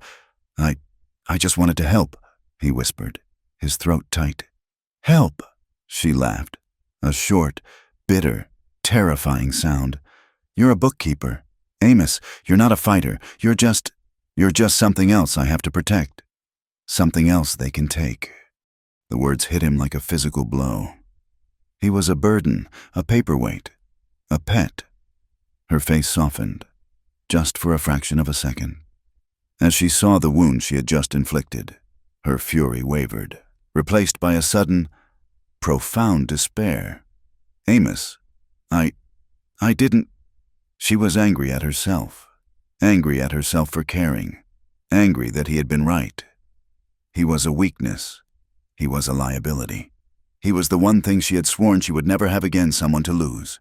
And it was in that moment, in that second of her wavering, in that heartbeat of their shared, raw argument, that the kitchen door, which they had forgotten to bar, burst open. It was not the gunman. It was worse. Sheriff Elias Boone filled the doorway, his oiled hair plastered to his head, his face a mask of smug, legal triumph. Behind him, 2 deputies, men Amos recognized from town, leveled their shotguns. Well, Boone said, his voice dripping with false sorrow, arguing like an old married couple. "How sweet. Get out of my house." "Boone," Rhea snarled, her hand moving for the rifle on the table. "Ah, Boone said, and the two shotguns clicked. The hammers pulled back. "I wouldn't. We're here on official business. Seems we got a complaint. About rustling, fraud." His eyes, full of poison, landed on Amos, who was frozen, his back to the wall, and harboring a wanted fugitive. "He's not a fugitive," Rhea said, "and that's for a judge to decide." Boone sneered. "And right now, you, Miss Langford, are a suspect in a conspiracy, and he nodded at Amos. "He's evidence. You can't." Amos started, his voice a squeak. He never finished. One of the deputies, a big, beefy man, moved with a speed Amos wouldn't have thought possible. He didn't grab Amos. He swung the butt of his shotgun. A short, brutal arc. Amos saw the dark wood coming. He tried to flinch. There was a bright, white, blinding flash. A sound like a cracked plate. And then, nothing. He crumpled to the floor. Unconscious. Amos Rhea screamed. A sound of pure, animal panic. And she lunged, grabbing for the deputy. She was strong, but Boone was ready. He stepped in and brought his own pistol down, not on her head, but hard on the back of her already injured shoulder. She roared in pain, a deep, guttural sound, and her arm buckled. The other deputy was on her, grabbing her arms. She fought, a titan, a giant, throwing the man off her. But Boone was there, his gun pressed to her temple. "You move." "Rhea," he hissed, his face inches from hers. "And I will shoot him, right here, on your floor, and I'll call it resisting arrest." Rhea froze. Her whole body was vibrating with a rage that could have torn the house down, but she looked at Amos, a small, still heap on her kitchen floor, and she stopped. Her shoulders slumped. She was, for the first time, defeated. "Good girl," Boone sneered. He nodded to his men. "Take the evidence." They grabbed Amos by the arms, his legs dragging uselessly on the floor, and hauled him out like a sack of grain. "You won't win." "Boone," Rhea whispered, her voice a ragged, broken thing. "Oh, I think I already have," Boone said, backing out of the door. "You'll be hearing from Mr. Maddock. He'll be in touch. About that water." He closed the door, leaving her alone in the wrecked kitchen. The chair overturned, the rifle just out of reach. For a long time, Rhea did not move. She just stood, the silence of the house deafening. Then, a low, keening sound started in her chest. She staggered to the front door and threw it open. The yard was empty. The deputies' horses were already gone, their hoofbeats fading into the night. But they had left something in the dirt. Just outside the door lay a single, small, worn boot. His boot. It must have fallen off as they dragged him. And on the porch post, the one he had leaned against, pinned by a gleaming, new skinning knife, was a piece of paper. Her hands, the hands that could break a man, trembled as she pulled the note free. It was written in Boone's looping, arrogant script. "Sign the water over, or we hang your little bookkeeper. B." Rhea Langford stood in the doorway of her ruined ranch, the small boot in one hand, the note in the other, towering over the empty, dark land. She was suddenly, profoundly alone. She looked at the boot, at its small, pathetic size. She looked at the note, and she whispered to the wind, her voice a raw, broken promise. This is why. This is exactly why I swore I'd never let myself want anyone again." She closed her eyes, and a single, hot tear, a tear of rage, not sorrow, cut a clean path through the grime on her cheek. "And this," she whispered, her hand tightening on the note, crumpling it in her fist, "is why. This time, I'm not backing down." Dawn broke cold and sharp over Mesquite Ford, painting the underside of the clouds a thin, bloody pink. The town was already awake, not with the usual bustle of a new day, but with a quiet, anxious energy. They knew what was happening. Sheriff Boone's hearing for the Skyline Range rustlers was set for sunup at the Union Hall, which meant a verdict was set for 5 minutes past. And then, She came. She rode in from the west, alone, with the rising sun at her back, a black, towering silhouette against the blinding light. Rhea Langford did not ride in. She advanced. Her long, dark duster coat flared out behind her, snapping in the morning wind. Her hat was pulled low, its brim casting a deep shadow over her face. As she moved down the main street, the townsfolk who had gathered on the boardwalk scattered. They did not whisper giantess. They did not point. They simply moved, melting back into doorways and alleys, clearing the path. They were not looking at a freak. They were looking at a reckoning. And they wanted no part of the collision. She did not slow. Her roan mare, the one that had replaced Dust Devil, moved with a steady, unhurried, deliberate pace. She rode straight to the Union Hall, a building that served as a courthouse, a church, and a dance hall. And she tied her horse to the hitching rail right in front, under Boone's own office window. She gave the reins a single, decisive pull and turned toward the doors. Inside, the hall was packed. The air was thick and sour with the smell of unwashed bodies, stale tobacco, and fear. At the front of the room, on a raised platform, sat the town's trinity of power, Sheriff Elias Boone, his badge gleaming, his face a mask of smug officialdom. To his right, Cyrus Maddock, the banker, looking bored and tapping his fingers on the table. To his left, Silas Crowley, the ranch baron, his hands folded, watching the crowd with the dead-eyed patience of a vulture. And in front of them, standing in the small, open space where a defendant would be, was Amos Wilder. He was standing. His wrists were bound in front of him with a length of rough rope. The side of his face was a swollen, purple mass from the deputy's shotgun. His lip was split open again, and he was missing one boot, his stockinged foot a pathetic, vulnerable sight on the dirty floor. But he was standing. His back was straight, and as he looked out at the hostile, murmuring crowd, his eyes were not terrified. They were not broken. They were clear, cold, and full of a terrible, precise calm. On the table in front of Boone sat a stack of ledgers, thick, official-looking books.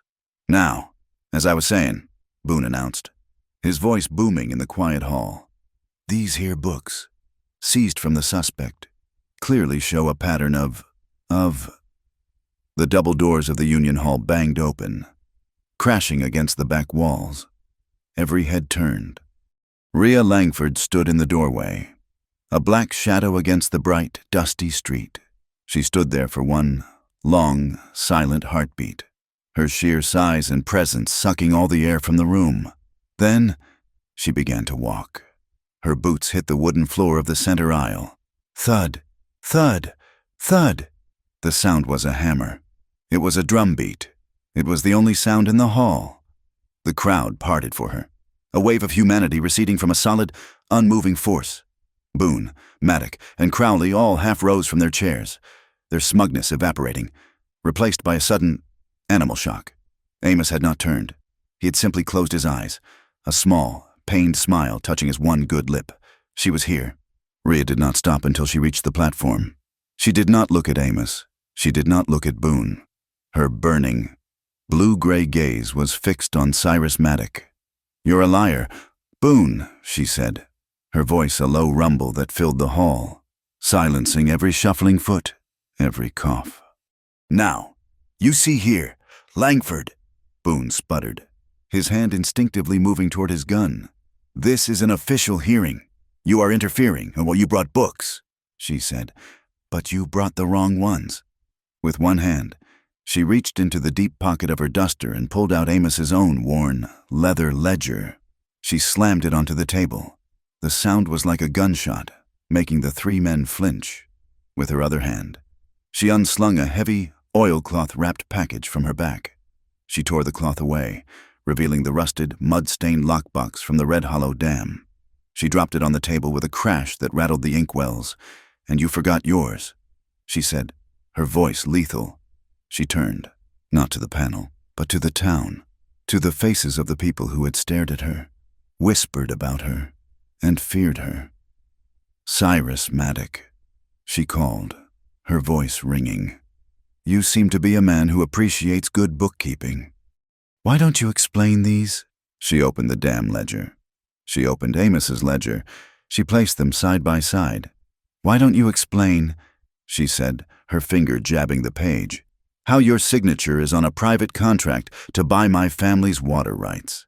Dated the day after my brother drowned in a flood you caused, Maddock went the color of ash. This is slander. These are forgeries. Are they?" A small, clear voice cut through the chaos. Amos stepped forward, as far as his bound hands would allow. His split lip made him lisp, but his voice was steady, and it carried the cold, sharp authority of absolute truth. "Are they forgeries, Mr. Maddock?" Amos asked, looking not at the banker, but at the crowd, at the farmers, the ranchers, the widows. "Or is it that you just did not think anyone would ever check the numbers?" He turned to the crowd. "My name is Amos Wilder. I was the clerk in Oak Harrow, and these 3 men, accused me of embezzlement. They told you I stole from flood relief funds," he continued, his voice rising, gaining strength. "And they were half right. I did find the funds, but I wasn't the one who stole them." His clear clerk's voice walked the gathered townsfolk through the numbers. He did not yell. He did not accuse. He simply read. He explained how a sum of $10,000, approved by the territory for Mesquite Ford flood relief inventory, had been funneled, not into the town, but out of it. How it had been sent to a bank in Oak Harrow, into an account for a contracting company that did not exist. And this company, Amos said, his voice dropping but never wavering, made 2 payouts. The first, to a man named Elias Boone. The second, to Silas Crowley. "It was payment," Rhea's voice cut in, "for a dam that they did not repair, but that they broke. Payment for a flood that did not just happen, but that they made. Payment for a boy they murdered." A low, animal murmur swelled from the crowd. It was not a murmur of curiosity. It was a murmur of rage.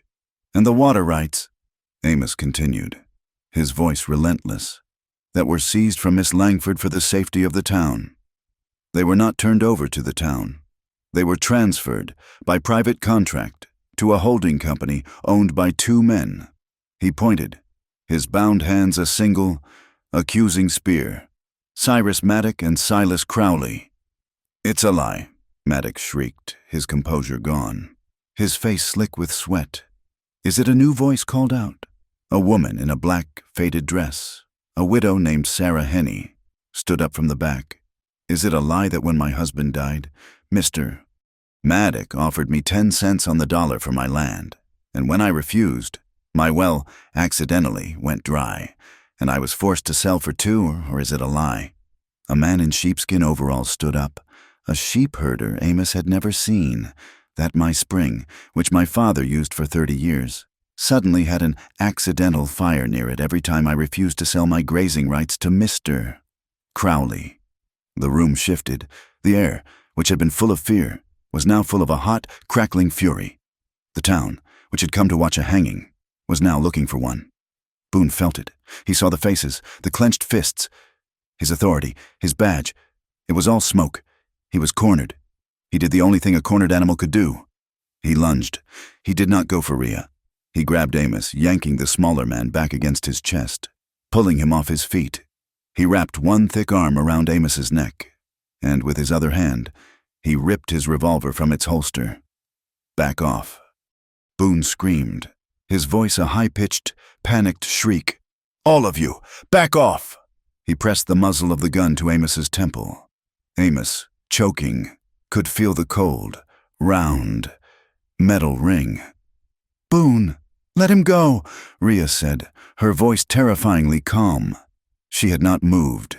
She just watched him, her eyes as flat and cold as a frozen lake.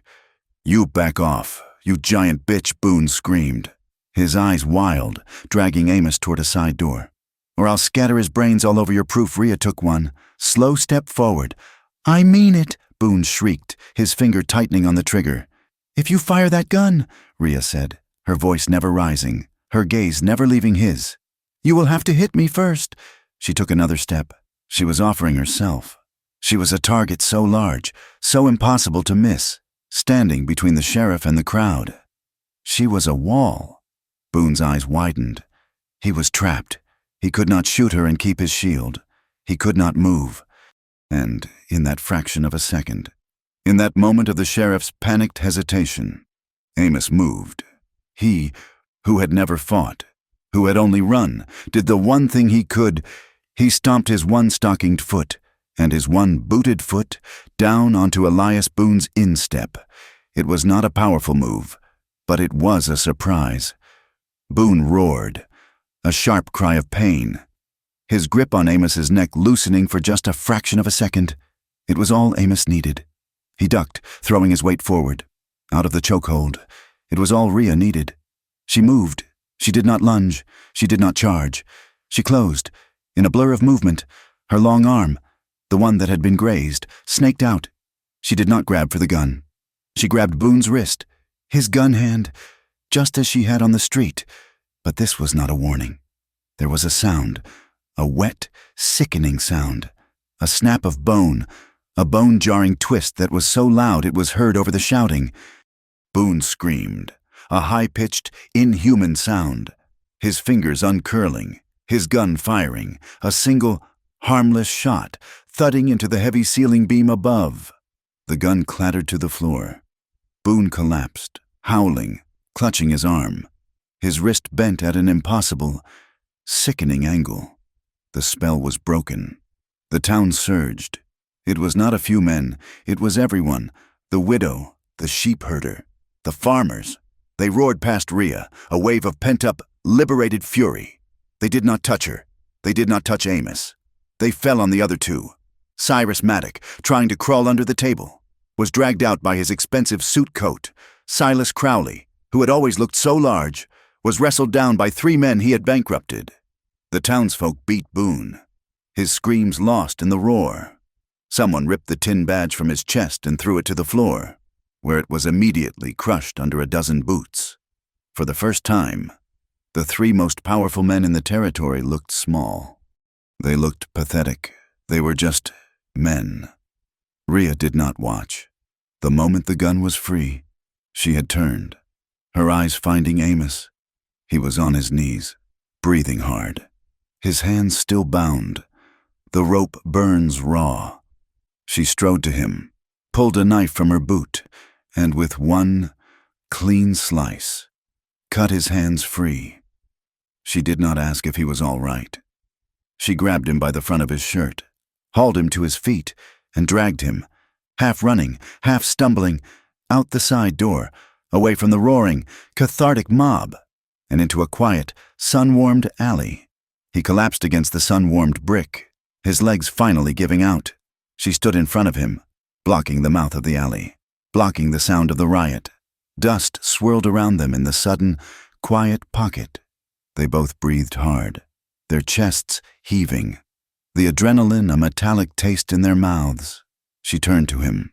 Her face was streaked with dust, her hair coming loose from its braid. Her eyes were still burning. She reached up, her hands, the hands that had just broken a man's arm and saved a town, cupping his bruised, swollen face.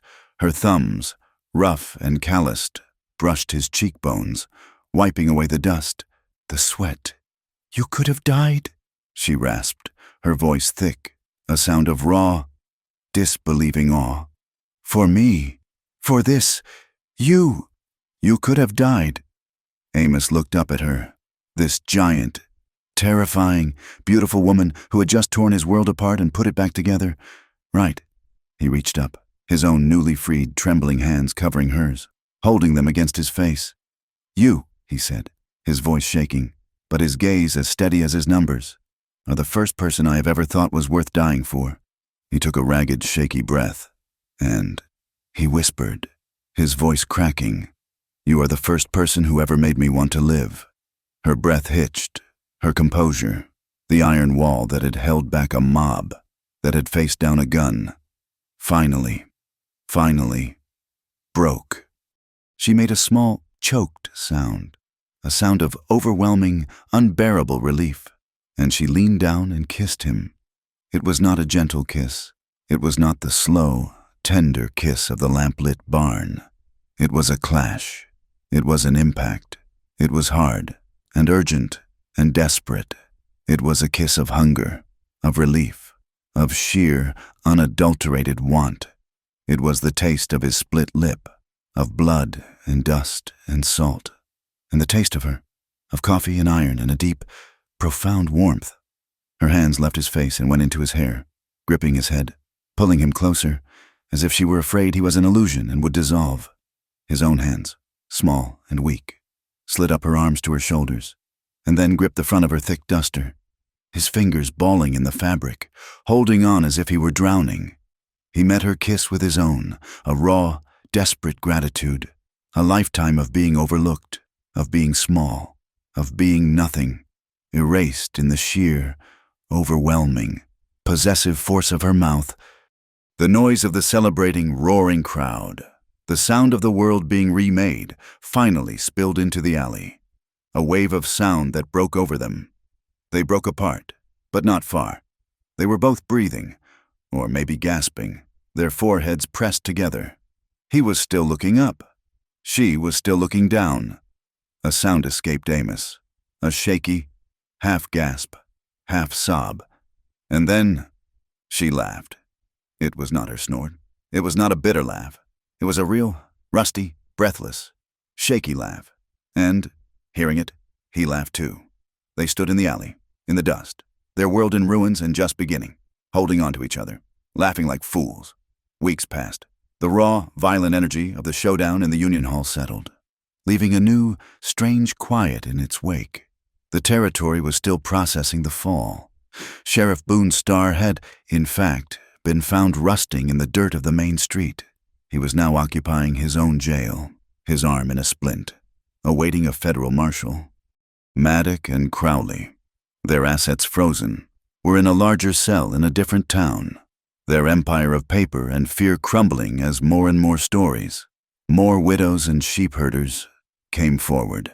The court, in a swift and almost anticlimactic judgment, had formally returned all water rights to Skyline Range. The paper, Amos had noted with quiet satisfaction, was now truly, legally, in Rhea's name. Skyline Range was quieter, but it was no longer empty. The sheepherder who had testified, a Basque man named Inigo, now ran his flock in her high pastures. A share of the profits his only rent, Sarah Henney, the widow, came up from town 3 days a week, her 2 young sons in tow, to help tend the garden and cook. She said it was for pay, but Rhea knew it was for the safety of being near. The sound of hammers, not gunfire, now echoed in the yard. The main house was healing, just as they were. A collapsed section, an old storage wing that had been slowly surrendering to the elements for a decade, was being rebuilt. It was Rhea's idea, a proper bedroom. She had called it. Her face turned away, her voice stiff.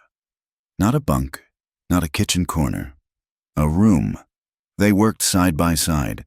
It was a new rhythm, different from the desperate, tense mending of fences.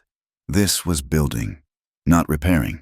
He, with his small frame, could fit into the tight spaces under the eaves, securing the lathes, his bookkeeper's hands proving surprisingly nimble with a nail and hammer. She was the foundation, the strength, lifting beams into place that should have taken 3 men.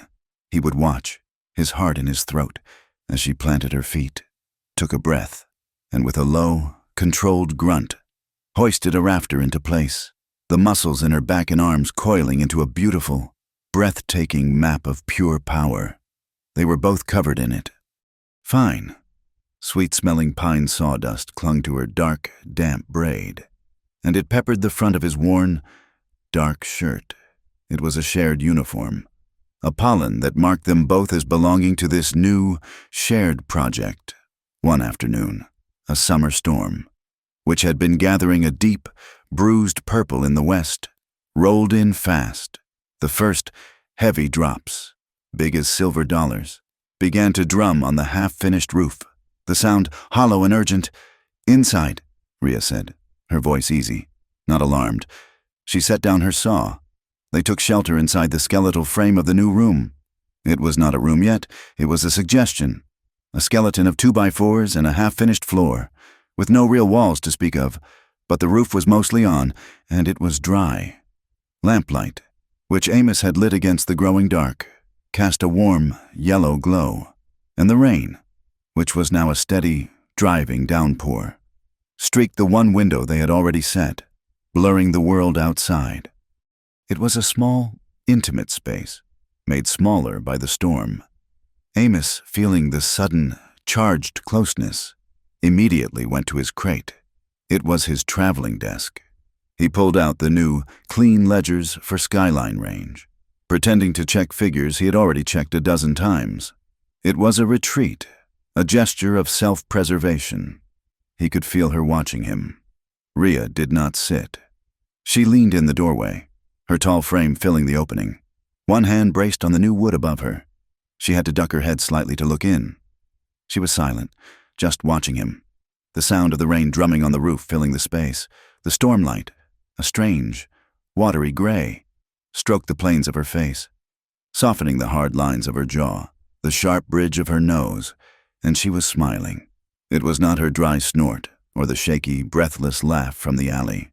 It was a small, quiet, almost helpless smile, a smile of pure, unguarded fondness. Amos felt the smile more than he saw it, a warmth that prickled his skin. He fumbled a page, his face growing hot. He was pretending to work, and she knew it. She stepped closer, into the room, ducking under a low cross beam that he could have walked under with a foot to spare. The room shrank. She was just a few feet from him, and she smelled of the rain and of fresh-cut pine. "Amos," she said, her voice so soft, a low rumble that was barely louder than the rain. He stopped shuffling the papers but did not look up. "The numbers for the feed," he muttered. "They still seem high. Do you still hear them?" He froze. "What?" "The words," she said, her voice still quiet, still impossibly gentle. "The things those men called you: thief, coward, paperweight, forgettable." He slowly set the pen down. He had not known she knew that last one. Maybe he had told her. Maybe she had just known. He was silent for a long time. The only sound was the rain, a steady, rhythmic drumming. "No," he said, his voice quiet. He finally, bravely, looked up at her. She was so tall. She was a mountain of safety. "Not when you look at me. When you look at me." The old words, they just go quiet. A look of profound, aching tenderness passed over her face. She held his gaze, and he, for the first time, did not look away, did not flinch, did not feel the need to apologize for his own small space in the world. He felt a sudden, desperate need to be as honest as she was, to close the last, final gap between them. "Rhea," he said, his voice trembling, his hands twisting in his lap. I have to. In Oak Harrow, before, all my life." He took a shaky breath. No one ever knew." "Knew what?" "Amos," she asked, her voice a soft command to speak. "How much I wanted it," he whispered, the admission a hot, burning shame in his throat. To be touched, to be held, to be wanted."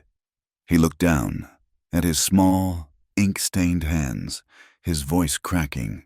I was just the clerk. I was just the numbers. No one ever looked. Not really. Not until you." The last three words hung in the air. A confession more final, more terrifying than any number he had ever found in a ledger. Rhea's face did not change, but her eyes, her blue-gray eyes, seemed to darken, to soften. She closed the remaining distance between them. She moved until she was standing directly in front of his crate, until he had to tip his head back, all the way back, just to see her face. He had to look up so far his neck ached, and he felt a thrill of both fear and absolute trust. She reached out, her large, calloused hand, the one that had broken Boone's wrist, coming up, not to his face, not yet, but just to be, and then, with a delicacy that was almost heartbreaking, one finger, the rough, scarred tip of her index finger, came out and traced the line of his jaw, the one that had been so badly bruised. He stopped breathing. Her touch was light as a feather, but it was a brand. He could feel the heat, the slight, abrasive texture of her skin, tracing a line from his chin to the soft, vulnerable place just under his ear. Her gaze was not on his jaw. It was on his eyes, and then his mouth, and then his chest. She was, he realized, reading his breath, which had stalled in his lungs. She was watching the way his chest rose and fell, a little faster now, under his sawdust-covered shirt. "That first day," she whispered, her voice a low, husky rumble that he felt in his own chest. "On the porch, I asked you a question. I was a fool. I was in shock. I was angry." Her finger traced the line of his jaw again, a slow, mesmerizing path. "I want to ask it properly this time," she said, her eyes holding his, not out of shock, not out of anger, not out of anything but this. She leaned down, ducking her head under the beam. The smell of her, of pine and rain and soap, filling his senses. She leaned down until her face was just inches from his, her mouth just a breath from his own. "Amos Wilder," she whispered, her voice thick with an emotion he had only dreamed of. "How on earth did this world go so long without kissing you?" And before he could answer, before he could even breathe, her mouth was on his. This was not the kiss from the alley. That had been a collision, a desperate claiming, a brand of relief and adrenaline. This was a conversation. This was a promise. It was slow. It was deep. It was unhurried. It was a kiss that had all the time in the world. Her lips were not soft. Not really. They were firm and warm, and they moved against his with a searching, questioning, deliberate tenderness. Her hands moved. One slid from his jaw to the back of his neck, her large, warm palm cupping the base of his skull, holding him, steadying him. Her other hand, her left hand, the one with the grays, slid up his back, the sheer size of it covering him from his waist to his shoulder blades. Her fingers spread, gathering the thin, worn fabric of his shirt, pulling him gently, but inexorably, closer, and his own fear, the old, familiar, cold stone fear that he would always be too small, too weak, too unwanted. It just fell away. It dissolved. His own hands, which had been frozen in his lap, came up. He did not grab her. He did not cling. His palms, small and ink-stained, rested on her waist. He could feel the solidity of her, the warmth, the hard muscle under her own dusty shirt. He was touching her. He was holding her. And she was letting him. He slid his hands up her ribs, feeling the impossible, wonderful breadth of her. And he pulled her closer. His own small act of possession, and he met her kiss with his own. The storm outside, which had been a roar, softened. The drumming on the roof gentled, turning into a low, steady, soothing rumble. They held each other in the lamplit, unfinished room. They traded kisses, long, slow, sweet, salty kisses that tasted of discovery. They traded whispered reassurances, words so quiet they were just breaths, his name on her lips, her name on his. The lamplight flickered against the raw, unfinished walls, casting long, dancing shadows. Rhea finally, slowly, broke the kiss, but she did not let him go. She rested her forehead against his, her eyes closed. He felt a shudder go through her, a long, deep sigh that seemed to come from her boots. She straightened, and with one, effortless, gentle motion, she pulled him up from the crate. Into her, she wrapped him fully in her arms, her long, powerful arms encircling him completely, pulling him against the solid, warm wall of her chest. His own arms were pinned, held safely between them. She held him, just held him. He let out a breath he felt he had been holding his entire life, and he let his head rest, his cheek pressed against the soft, worn cotton of her shirt, right over her heart. He could hear it, a strong, steady thump, thump, as solid and real as the rain on the roof, as the floor under his feet. He was safe. The scene faded, the lamplight glowing warm. Two figures, one large, one small, holding each other in the frame of a house being built, two heartbeats, one in her chest, one in his. Finally, perfectly, in sync. The land had changed, or perhaps it had finally been allowed to heal, to become what it was always meant to be. Months had passed since the showdown in the Union Hall. since the day the power in Mesquite Ford had broken, shattered, and begun to reform around a new, harder, more honest center. The high, thin air of Skyline Range felt different. It was the same wind, but the sound it made whispering through the new porch posts was no longer lonely. The fences were rebuilt, this time with sturdy, straight-cut pine that stood tall and true. A clear, sharp line against the mesas. The north pasture, once scarred and blackened by the backburn, was showing the first, faint, stubborn blush of new green grass. The bullet-riddled water tank, the old one, had been torn down, its ruined wood used for firewood. A new one, taller, wider, and shining with fresh-cut timber, now stood in its place, a proud, solid beacon that caught the morning light. The house, too, was sturdier. The collapsed wing was gone, and in its place stood a new, solid structure, the one they had built, its walls true, its roof tight against the wind. The room, their room, was finished, its window looking out over the valley. Skyline Range was no longer just a fortress, a place to hold out. It was a home, and it was no longer empty. Rhea had not just taken back her land, she had opened it. Inigo, the Basque sheep herder who had stood up in the hall, now ran his flock in her high pastures, a share of the profits his only rent, his quiet presence a comfort on the high ridges. Sarah Henney, the widow, now ran the kitchen as if it were her own domain, which, Rhea had insisted, it was. Her two young sons, who had been pale, silent, and small in the dusty town, were now tanned, loud, and strong, their laughter a constant, wild sound that echoed in the yard. A few other drifters, men and women who had run out of second chances elsewhere, had found a first one here. They were misfits, all of them. The overlooked, the outcast, the too loud and the too quiet, all drawn to the impossible, steady gravity of the giant cowgirl and her small, quiet husband.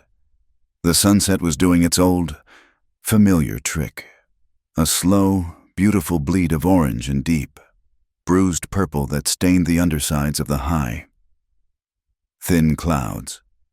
The day's work was done. Amos Wilder sat on the porch rail. He was not pressed against the post in fear. He sat on the rail, balanced, his legs, which were still too short to reach the porch floor from a chair, swinging freely. His back was straight. His face, once pale and etched with the lines of fear, was now browned by the high desert sun. The bruises were long gone. The lines that remained were faint, fine wrinkles, the kind a man got from squinting at a bright, hopeful horizon, and sometimes from smiling. He had a harmonica in his hands, his old tin one from the carpet bag. He was playing. It was not a sad tune, not a dirge of the road. It was a simple, quiet melody, a tune that sounded like water flowing over clean stones. It was a sound of peace. The music drifted across the cooling yard, wrapping around the creak of cooling leather from the barn, the lowing of cattle settling in the corral, and the sharp, bright shouts of Sarah Henney's boys, who were engaged in one last, desperate game of tag before their mother finally called them in for the night. The main door scraped open. The sound no longer made him flinch. He had come to love that sound. Rhea stepped out. She still had to duck her head low to get under the lintel, a habit that had become an act of simple, familiar grace. She wore her usual, practical work clothes, but the hardness was gone from her shoulders. She moved with a purpose that was no longer defensive, but simply assured. Amos didn't stop playing, but his tune softened, became a quiet underscore to her presence. She did not sit. She came up behind him, her boots making almost no sound on the wood. He felt her warmth before he felt her touch.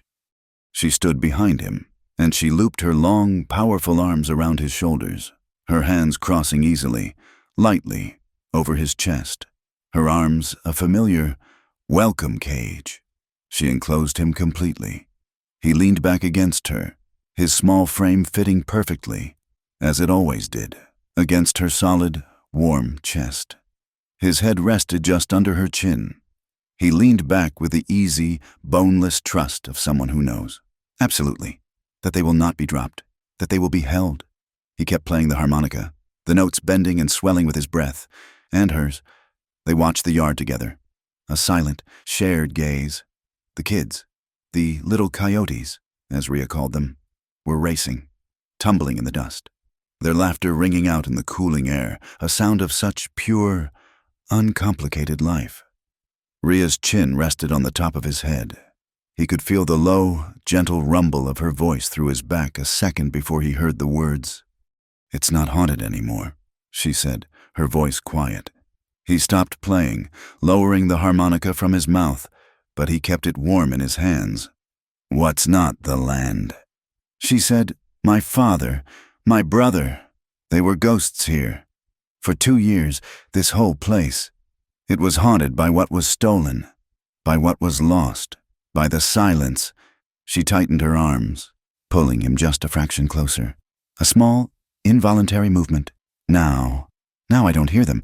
I just hear that. She nodded her chin, indicating the laughing children. "It's not haunted. It's lit by what we're building." Amos smiled, a slow, easy smile. He reached up, placing one of his small, calloused hands over her much larger, rope-scarred ones, where they lay on his chest. "They have a name for you in town." "You know, I'm sure they do," she said, her voice dry, that old, familiar rasp returning. "They've had plenty of names for me, most of them not fit for polite company." "This one's new," he said, the smile evident in his voice.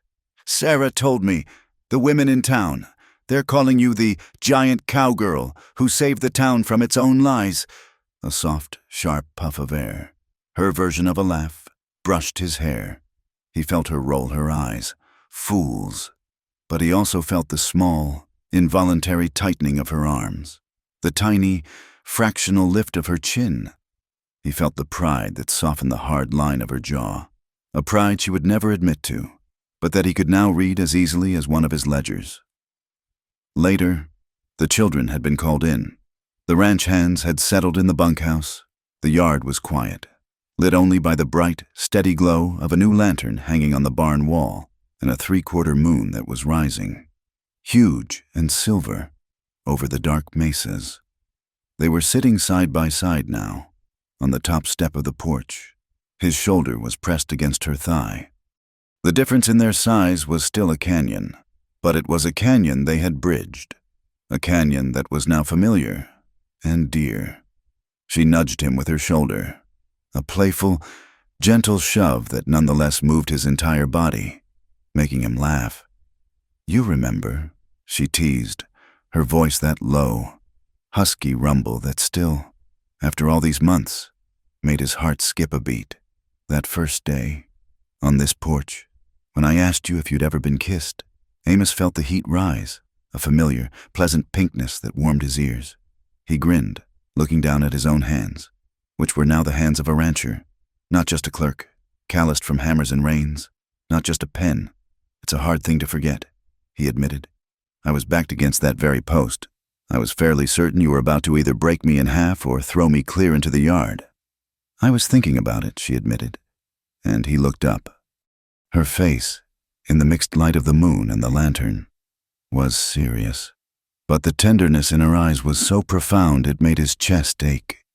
I was thinking this world is a cruel, blind, stupid place, and I was furious." "Me too," he said quietly. She looked at him, her brow furrowing. You were furious. You looked like a terrified rabbit." "Oh, I was that, too," he said, his voice gaining that old, steady clarity, the bookkeeper's truth. "But I was furious. I remember thinking, my life is over. I'm a joke. I'm a failure. And now I'm going to be, what a giant's pet, a charity case, the little broken thing she'd found on the trail." He shook his head, the grin returning, small and sure. "I am so very glad I was wrong." He looked out at the yard, at the steady light of the new lantern, at the solid dark line of the new fence. Every kiss since then. Rhea. It's felt like someone rewriting my story, not just the ending, all of it. Rewriting it from the inside out, showing me that the old numbers, they were never the whole truth. She was quiet for a long moment, just watching him. This small, incredible man who had been brave enough to see her, and then brave enough to save her. She moved. She turned him gently by the shoulders. Not a command, but an invitation. Turning him so he faced her. She was sitting. He was sitting, but she still, and would always, tower over him. She was his mountain, his fortress, his shade in the heat. Her silhouette, in the amber of the evening, was the most beautiful thing he had ever seen. She bent down, her head tilting, her dark braid, thick as his arm, falling over one shoulder. She paused, just as she had in the unfinished room, just a breath away from his mouth. He could see the silver flecks in her blue-gray eyes, the color of the sky before a storm, or after one. "You still keeping count?" Amos, she asked, her voice a whisper, a tease, and a promise. Amos Wilder, the bookkeeper, the man of ledgers and figures, the man who had counted every post, every staple, every bullet hole, every single painful, lonely day of his life before he'd found this place. Smiled. He leaned in, rising on his knees just slightly, to close the last, small, wonderful distance between them. Not anymore. He whispered, and he met her halfway. The kiss was soft, and it was assured. It was not a question, and it was not a demand. It was a promise kept. It was a statement of fact, as solid and undeniable as the ground beneath them. It was the taste of coffee, and the frontier, and dust, and wood smoke, and home. Somewhere in the yard, the new lantern, bright and steady, burned against the darkness. A small, defiant star. It was like his old life, his old self, the small, frightened man on the gallows platform, the man on the dusty porch finally, fully, and gratefully set down. The view pulled back, away from the porch, past the new water tank, over the new straight fences, and up over the vast, endless frontier. Two tiny figures, a small man and a giant cowgirl, sat on a porch, framed against a sky that was big enough, finally, for both of them. Out here, on the edge of the world. They had both learned the same hard truth that sometimes revenge isn't just about settling scores. It is about reclaiming the right to be seen, to be loved, and to stay. Thank you so much for listening to this story. We would love to know where in the world you are listening from, so please leave a comment below and share your thoughts. Be sure to subscribe to Wild West Stories 1850 and like this video. And if you want to support this channel further, please press that hype button to help this story be heard by many more people.